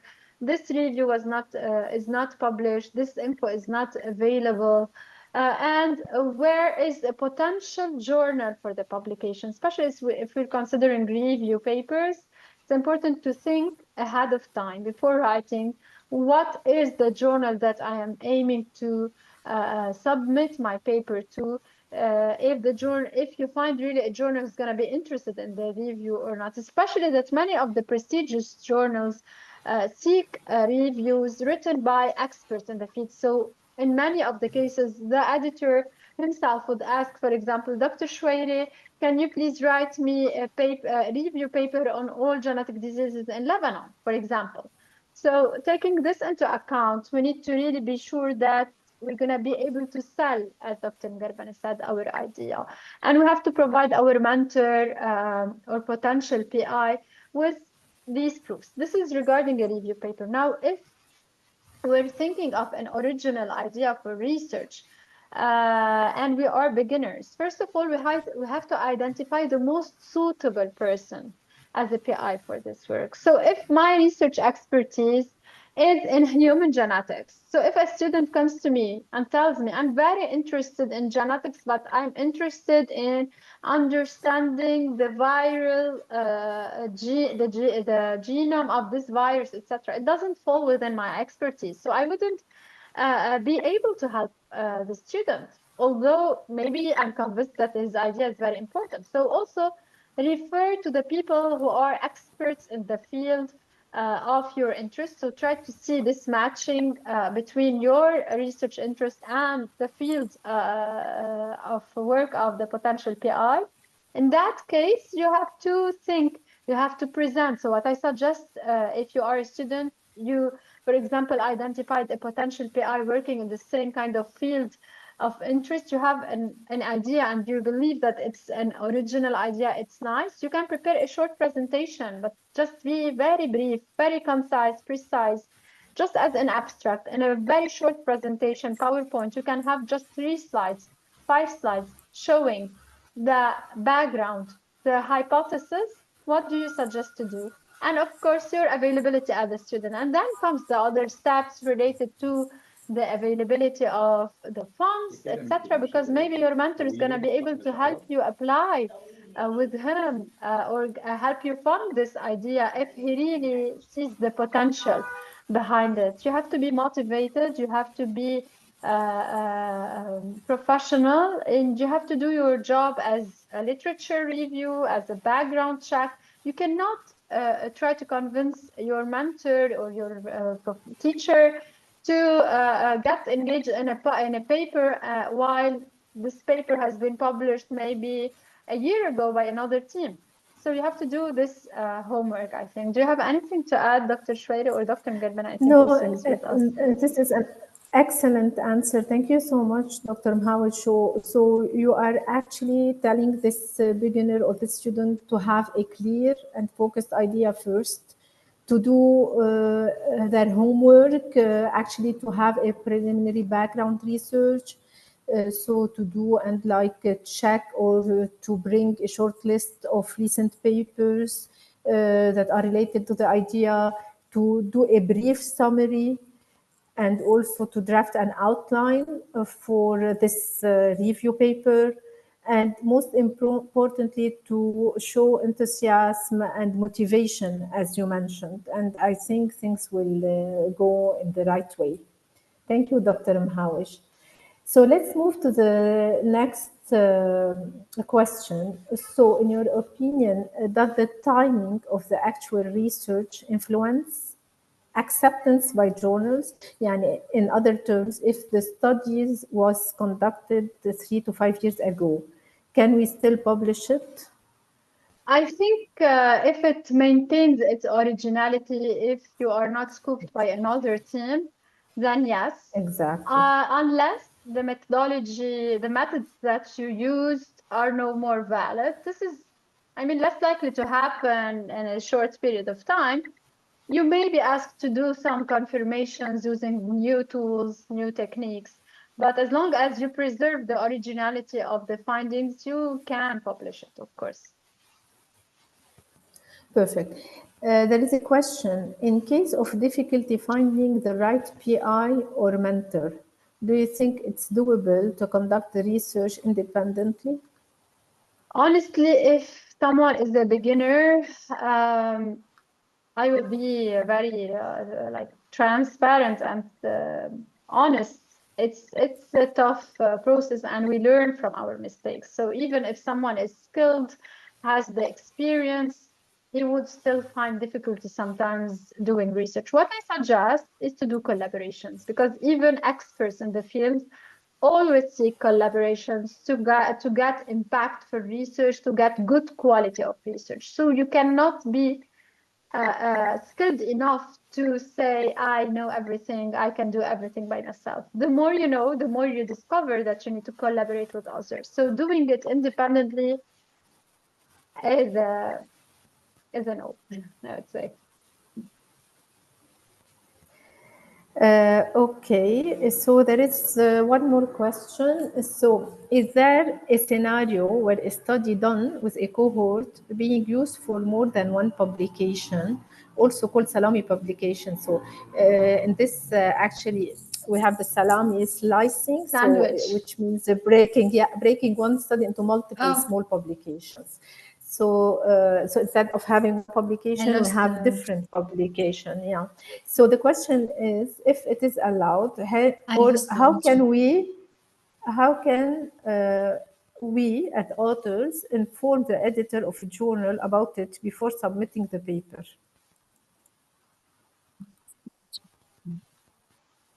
Can you hear me? Yes, now we can hear you. So the question is, how can we inform the editor about it? So if we have our about the sandwich, yeah. Okay, yeah. I mean, usually when the reviewer revises a paper, he has a section related to his comments to the authors. He has also a private section which is related to his comments to the editor, so he can just in a very clear way, but also respectful way, mention it to the editor with supporting data, so he can include the DOI or PMID or reference of the other paper that he found related to the same cohort, enough proofs. He can put this in the section related to comments to editor, and the editor is gonna take into consideration the proofs raised by the reviewer to take his decision. Perfect. So a question, if a cross-sectional study idea is published in one country of similar demographics, is it still novel if I want to replicate it in another country? Yes, usually we can see this in public health papers because it's always important to assess public health issues, for example, and they change from for example, cohort of population to another, and also applies to our genetic data. That's why it's in contrast, it's enriching to have sometimes the comparison between rates or frequencies of some diseases in other Arab countries and compare this to our population, and I believe this is very interesting. Very good. So talking about literature reviews and publication, it is observed that most papers available require paid subscription to access them. Do we have to pay all the time to have access? I have a personal experience regarding this. No, this is the so regarding the access of to papers? Yes, I think so, yeah. So depending on the institution you are affiliated to, you may have access to some journals. Unfortunately, some journals restricts public access, and we all hope that one day, I mean, science and the papers will be available to everyone without restrictions. But what's nice also is to say is that sometimes even in the same journal, after a certain time, the paper will be available. What I suggest as the personal advice is to just write to your colleagues and friends from other institutions. We are all open to help, of course, when we can, when we have access from our institution, write a private email. What's very beneficial also is to request it via ResearchGate as a private request. So sometimes you see on ResearchGate the title of a paper that you think is very interesting. You cannot access it because it's not open access. So you can write to the person who published it on his ResearchGate a short message saying that I'm interested in your paper. Could you please share it with me? And many respond to these requests. Okay, thank you. So we have also a question that it seems that was asked yesterday, but maybe they didn't have time to answer it. So the question is, in case a novel health idea or health product was originated or developed by a person not from health field and given to health field experts to conduct the experiments or the research, in this case, who is the author and the patent is for whom? So I think this is so in case the idea question. came from someone, but the application came from a different person, who is the exactly owner? It's a very, I mean, it's a I very think it should be discussed before, no? Before giving the idea, so it should be discussed. Yeah, at the beginning, it's going to be a collaboration between the person who gave the idea, the person who funded it, and the person who executed everything and validated it, because it's a teamwork. Without the idea, there wouldn't be a project. Without the person who executed it, also there wouldn't be a final outcome. So I think these needs to be discussed in a clear way. That's why also our institutions now require from us to sign agreements, even when collaborating with colleagues from different institutions. So we have formal agreements and we have lawyers in our institutions, legal departments, just reviewing these terms and ensure ensuring that we are sticking to ethical guidelines related to research practice, research, reporting research, and also to the outcomes or possible patents. So everything has to be well regulated, and there are really people who are professional, who are dedicated to such very complex matters to us scientists. So we have here a comment, not a question, and in this comment, they are also the comment is about actually the journals that are very good and they don't require fees to publish in. So they said best academic journal for medical sciences or life sciences where no payment is required. Please let the students know about it. So they are asking us. Of course. Actually, we are always seeking basically journals without publication fees. And when we have the option between publishing open access with fees versus publishing no open access in the same journal, we always go for the no open access. And I remind you that we come from Lebanon and we have restricted budgets. So if we can save in submission and publication fees, of course we are gonna do it. Especially that, as also mentioned by the comment that is very interesting, is that many of the prestigious ones are really the ones that where you can submit without fees, we can publish without fees. So this is an easy question for you, Dr. Mhawish. Is there a certain time limit to publish your research once it is complete? Actually, I don't sleep until I publish it. Depending. I mean, if you have what is enough to sell this idea, to make it reliable, to make the reader, the reviewer, the editor believe in what you're saying, then go ahead. Don't sleep until you publish it. I think Dr. Garbani agrees as well. However, if what you have is not really 100% crystal clear, you may, I mean, I wouldn't say 100%. We will never have this scenario. But if you don't have enough proofs to have the reviewer accepted, then wait and act smartly. But act smartly and really quickly, because you can get. So we published a paper, and then a few months. We didn't sleep for like 3 months until we finished the paper and published it. And then we were the ones who discovered this, and then 9 months later, there was an international study with many people, very important, much more experts than we are, who published the second case. So it's really, we were fortunate that we were able to convince the editor and the reviewers about the credibility, reliability of our data, and we were able to publish it. So as long as you have enough to support your main message, I would say don't waste time. But if it's lacking something, then of course don't do this misstep. Yes. Okay, maybe Sibel, it will be the last question before we move to Zotero. Does having students in author list affect its acceptance? No, not at all. Not at all. In contrast, in our academic institutions, it's very we're very encouraged to include students and to guide these students because they are the future researchers. Excellent, excellent, perfect. And of course, if they are included in our paper, they've done a job, and this should be stated in the part where we stated we have to talk about the contribution of each of the authors. And we know that actually the labs, we can't work without a student. So in the lab, you should have a student, research assistant, etc. And these should be included in the papers, of course. So perfect. We have still some questions, but I think we have to move to the Zotero part, and then we can take the questions again at the end.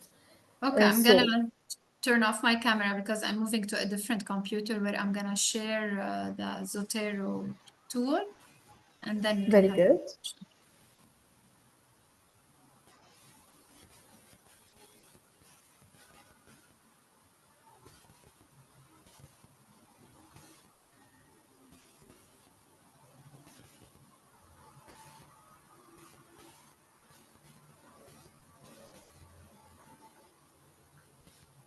gonna try to read. Let me check.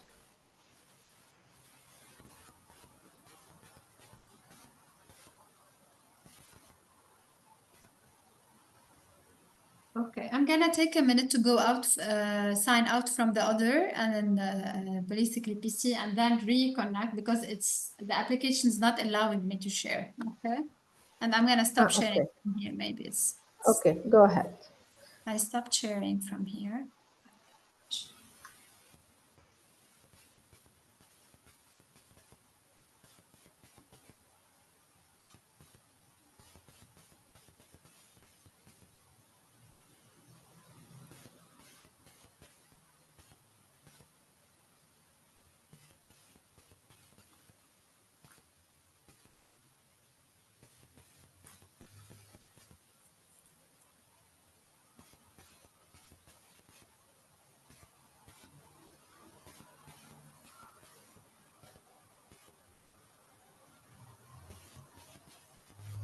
So maybe meanwhile I can answer the question. So we have a question in the chat box. Here Khalid is asking if it is true that PubMed journals are fair. He is saying they are fair and professional, but they take time.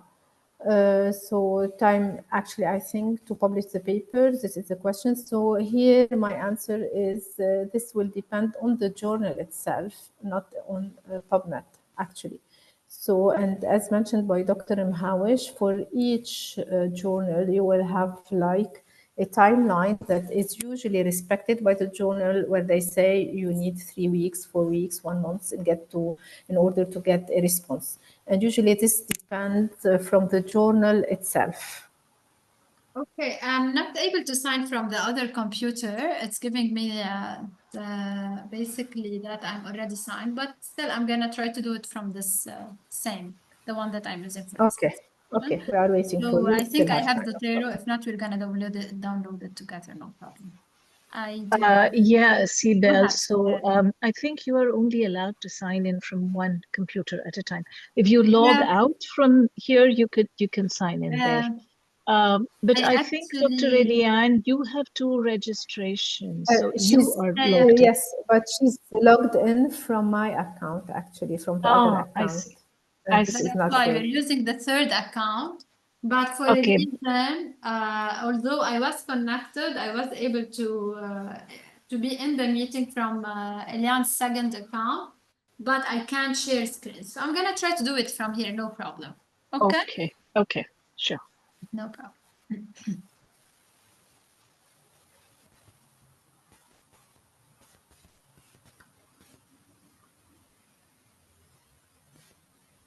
Okay.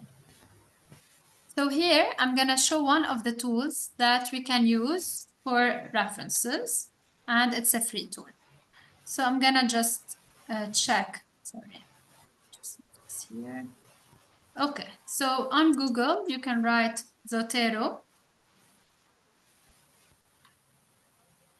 And you're gonna see this basically logo for Zotero, and you're gonna have the possibility to download Zotero. When you're gonna download Zotero, you're gonna see that also depending on whether you're using Windows, etc. So you can, while checking on Google, search for this. You're gonna download this and download the connector. It's very important to download also the connector from the Firefox. Okay, so let's say we downloaded this and this. When you have the software downloaded in your downloads, you're gonna basically see what you just downloaded, and you're gonna, let's say you have the tool here, you're gonna run it. Okay, so say we downloaded Zotero, we run it on our PC, we're gonna have this. It's been a long time since I used this computer for the Zotero, but I think it should be also working.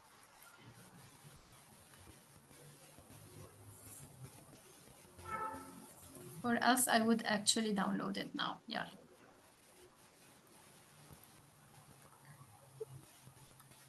This way also is gonna be an example.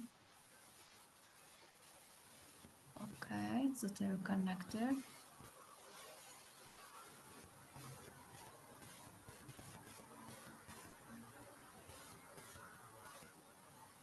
It's being downloaded. You have to wait a little bit. Perfect. And so maybe we can continue answering the questions. Yes, sure. Meanwhile, so let me see. So we have a question related to AI. So they are asking us if we can tell the participants how AI can help in writing an article. So what do you think, Dr. Mhawish? About, for example, using ChatGPT or any other AI tool to write even I a mean paper. this is now this is what we're currently living in our era. Basically, AI is now driving the medical field, all applications, but also in terms of writing. We can see sometimes the input of AI. So what I say also to our students when they have just projects and they are looking for AI is to use the tools smartly. But when really tackling scientific writing, they have to know that nowadays we have also journals are developing tools to track the use of AI. So we cannot really rely on the tools to have the literature review related to a topic. Sometimes if we have a certain sentence we're struggling with, just writing it in a concise way for a very particular statement, we can check, see the best way to write a sentence on a tool like ChatGPT, etc.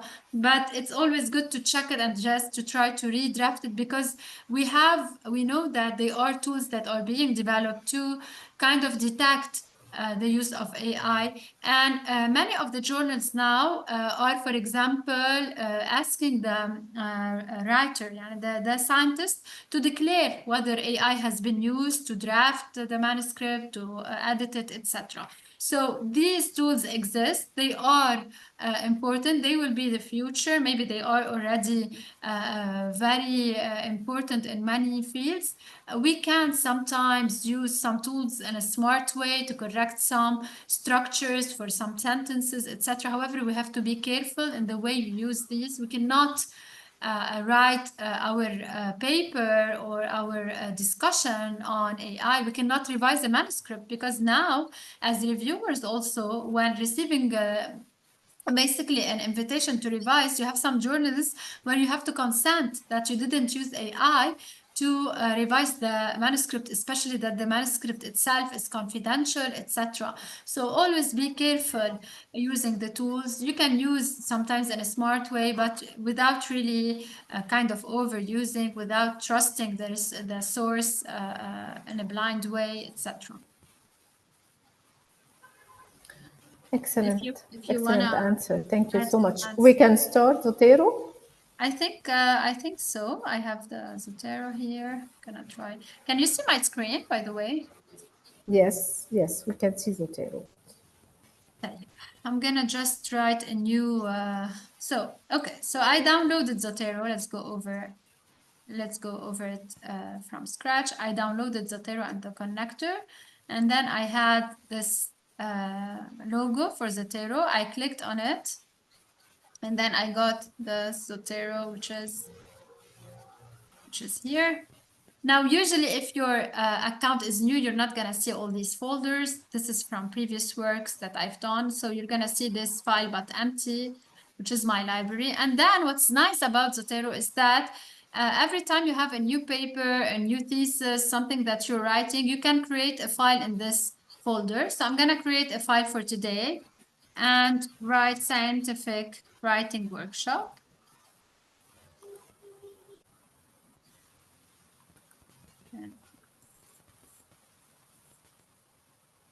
Okay, so I'm gonna create this empty file, which is for us. Okay, so this is the way you have your Zotero. Then let's say I wanna write a manuscript.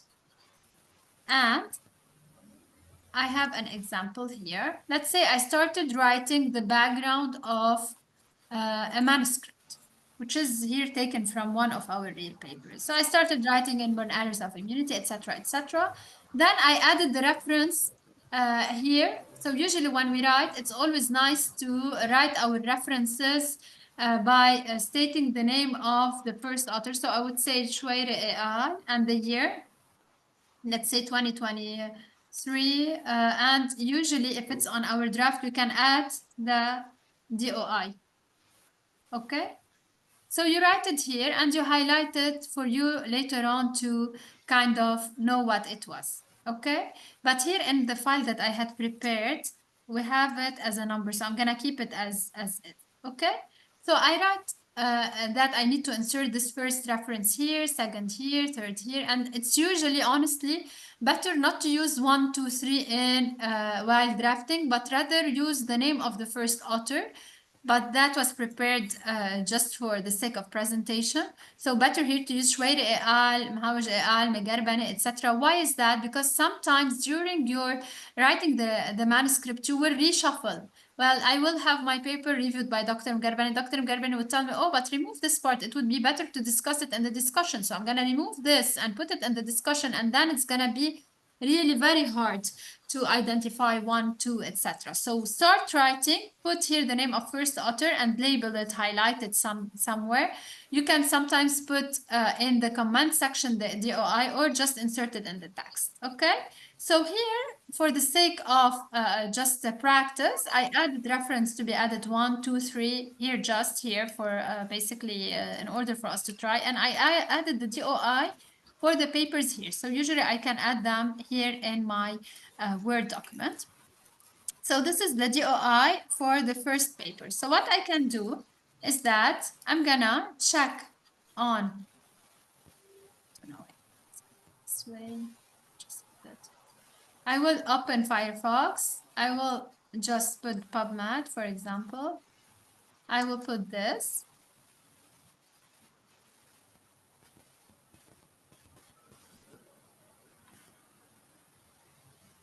Wait.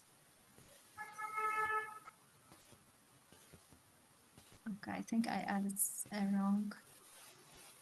Just a minute. Let me try this one.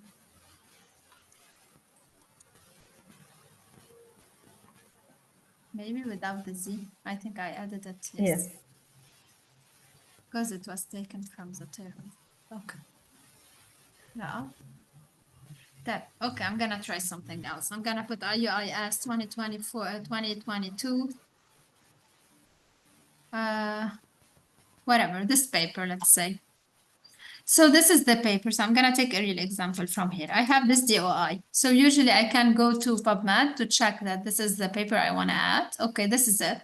On Zotero, I want to add this paper as my first reference. So I'm gonna go here on Zotero. There is this here, second basically icon, which is add item by identifier. When I click on it, I have the option to paste either the PMID or the DOI of my paper.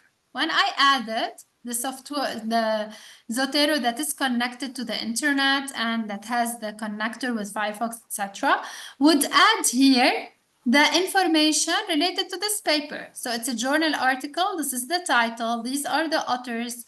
It includes sometimes the abstract. The important things are basically which journal, the date, the pages, etc. Okay, so this is, let's say, one of our manuscript. Then we continue writing. We add another reference, let's say.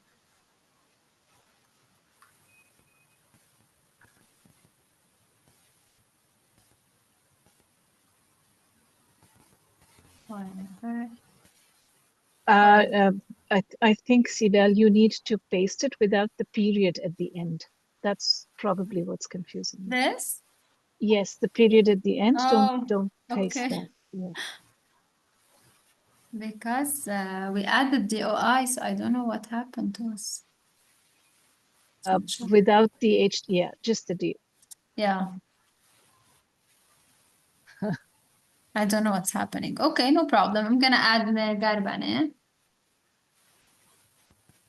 2024, for instance. So let's say this is another paper that I want to add. So I'm gonna just copy this and put it here also as DOI. So the software is gonna get my second paper, these are the authors, etc. So for the sake of simplicity, I'm gonna honestly stick to papers from our department. So basically, Dr. Mhawej, you said that first of all, we have to download Zotero on our computer. Yes. And Zotero is free of charge, and there is a version for Windows and another one for Apple users. So once it is downloaded, we have to create like a folder for this specific paper that we are writing, and we can see that on the left side of your screen you have many files. This is because actually you have many papers that you wrote, and in each file you have all the references related to the paper that you wrote. So each time we have a new paper that we are writing, we have to create a new folder, and then to bring our references. And how we are bringing our references, exactly as you are doing. So for each paper that we hope that we will actually cite in our paper, so we will have a DOI. We will go to Zotero and we will click on the second button that was shown by you, and we will be adding one by one these references. Yes. Perfect. So here we have already 5 references, let's say, and we want to start writing our lead item. Okay. So then I open my Word document. So this is just an example now, and the references don't reflect the actual content. It's just an example for this justification. Okay, so let's say I know that I added this reference here. I'm gonna put basically where I want to add it, and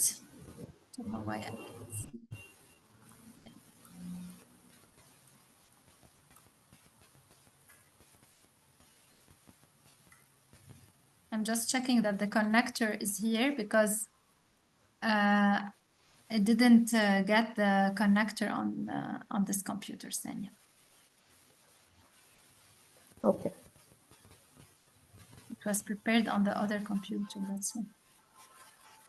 Okay. So I'm just try to check. So it was downloaded. I'm afraid that you have to restart your computer, but we don't have time, I think.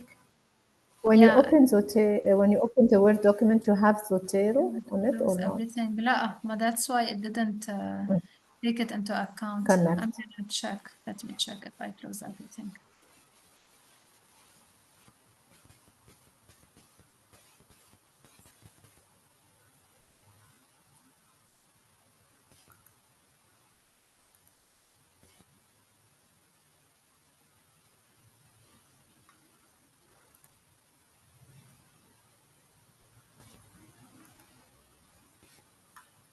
No, maybe I have to update or to restart. So I'm gonna I have an idea, Eliane. I'm gonna sign in from my account on the other computer, and you would be commenting. I will join you from there. Okay, Perfect. stay connected. I will leave here to be able to join from my PC. Sure, sure.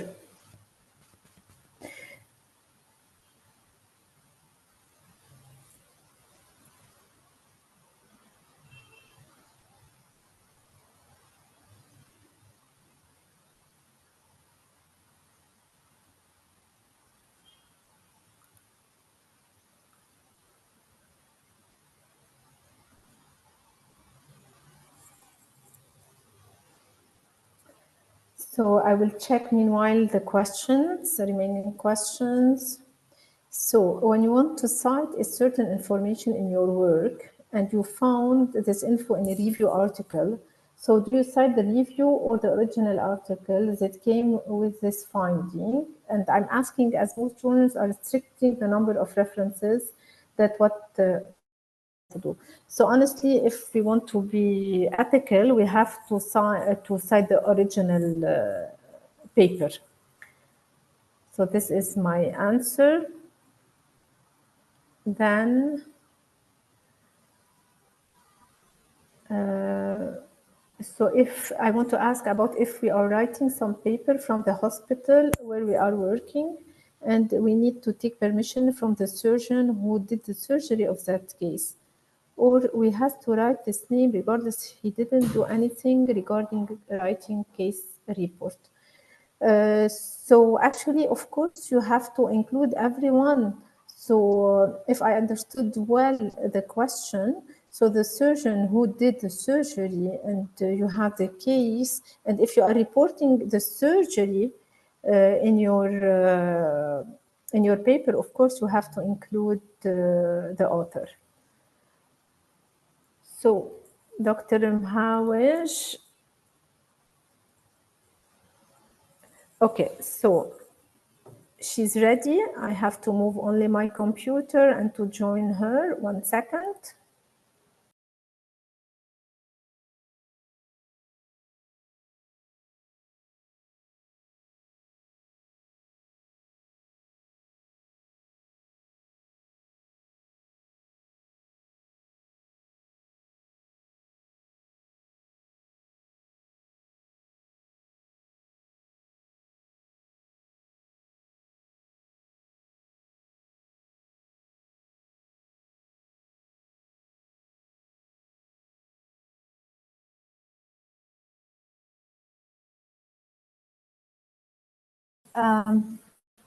Yes, sorry for that. So now you can see the screen. So we have the Zotero that we downloaded. We're going to add some of the references as we stated earlier. For example, this one, you're going to get the DOI and add it from Zotero here. And we can see all the details as mentioned on the right side. I'm gonna also add a few other papers for just to give examples. And let's say I added all the references on Zotero on this computer. So then I want to really write my paper. So I start writing, and if I want to insert here a reference, what I do is that I click on, because we downloaded the connector and Zotero. So on the Word document, you have here a link, which is the connector to Zotero. I click on it. When I click on Zotero, I will tell that I need to add a citation here where I'm showing. So I'm gonna go and add the first citation. When I first click on the add citation using this document, I have different styles for the way I wanna write my references. Now, if you don't know where you are submitting your paper to, I suggest to start using, as I mentioned, references where you can see the name of the authors, and then you can re-update. We're gonna see how we can re-update based on the journal. So let's say I'm gonna choose this style, which is Elsevier Harvard with titles. And I wanna, let's say, choose like a paper, let's say of Dr. Shuwairi, ABL1. So when I start writing either the name of a gene or name of anything in the title or name of the author, I'm gonna have options here showing. I will pick the options and then I click on enter. And then right away, we're gonna see highlighted in the text the names of the authors with the references. So I'm gonna remove this, which was only for my reference while drafting. And here is the real reference. Here I'm gonna add another reference. So again, on Zotero, I click add citation. I wanna add, let me check what I added in terms of other papers in the library. So in my library, let's say I want to add the paper from Hanna et al. Or Busfiha. So I'm going to go back to my Word document here and say to Zotero, this paper is from Busfiha et al. I'm going to answer it. Sorry.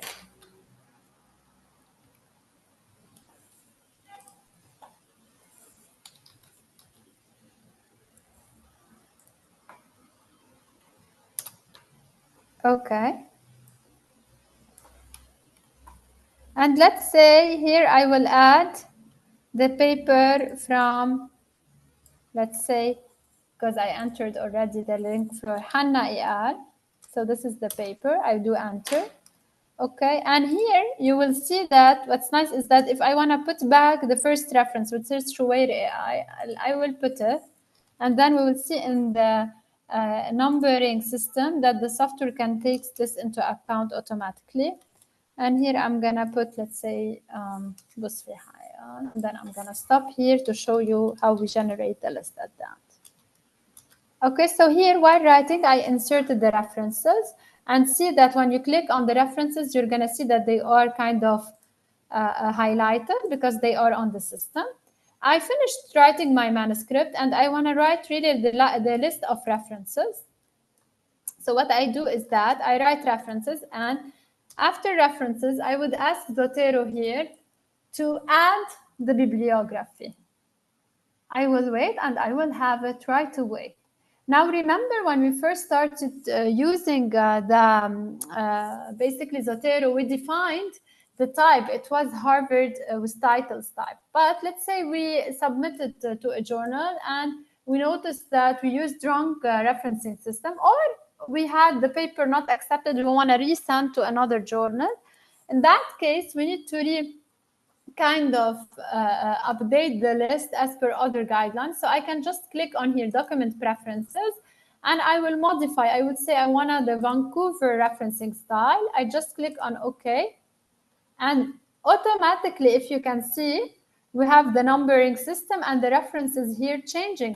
And as you can see, for example, here we use the same reference as one, and of course it respected this. What's really nice is that if you make modifications, you remove this paragraph, you put it here, for example, and just you refresh, you can refresh Zotero, and it will take into account directly the updates on here and in the reference side. So you have the refresh here, okay?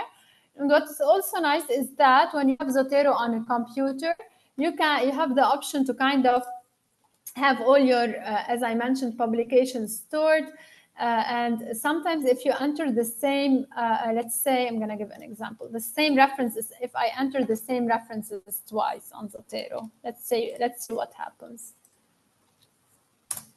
Okay, I have it twice. It's not good to have the reference twice. Sometimes it can create some errors in the same paper, whereby sometimes the tool would take it the first and the other time the second. So always you can check this by duplicate items. So here when I asked Zotero to show me the duplicated item, he can show me these, and I can choose to kind of remove one of them, let's say, or to move them to trash, to re-enter one of them in my library.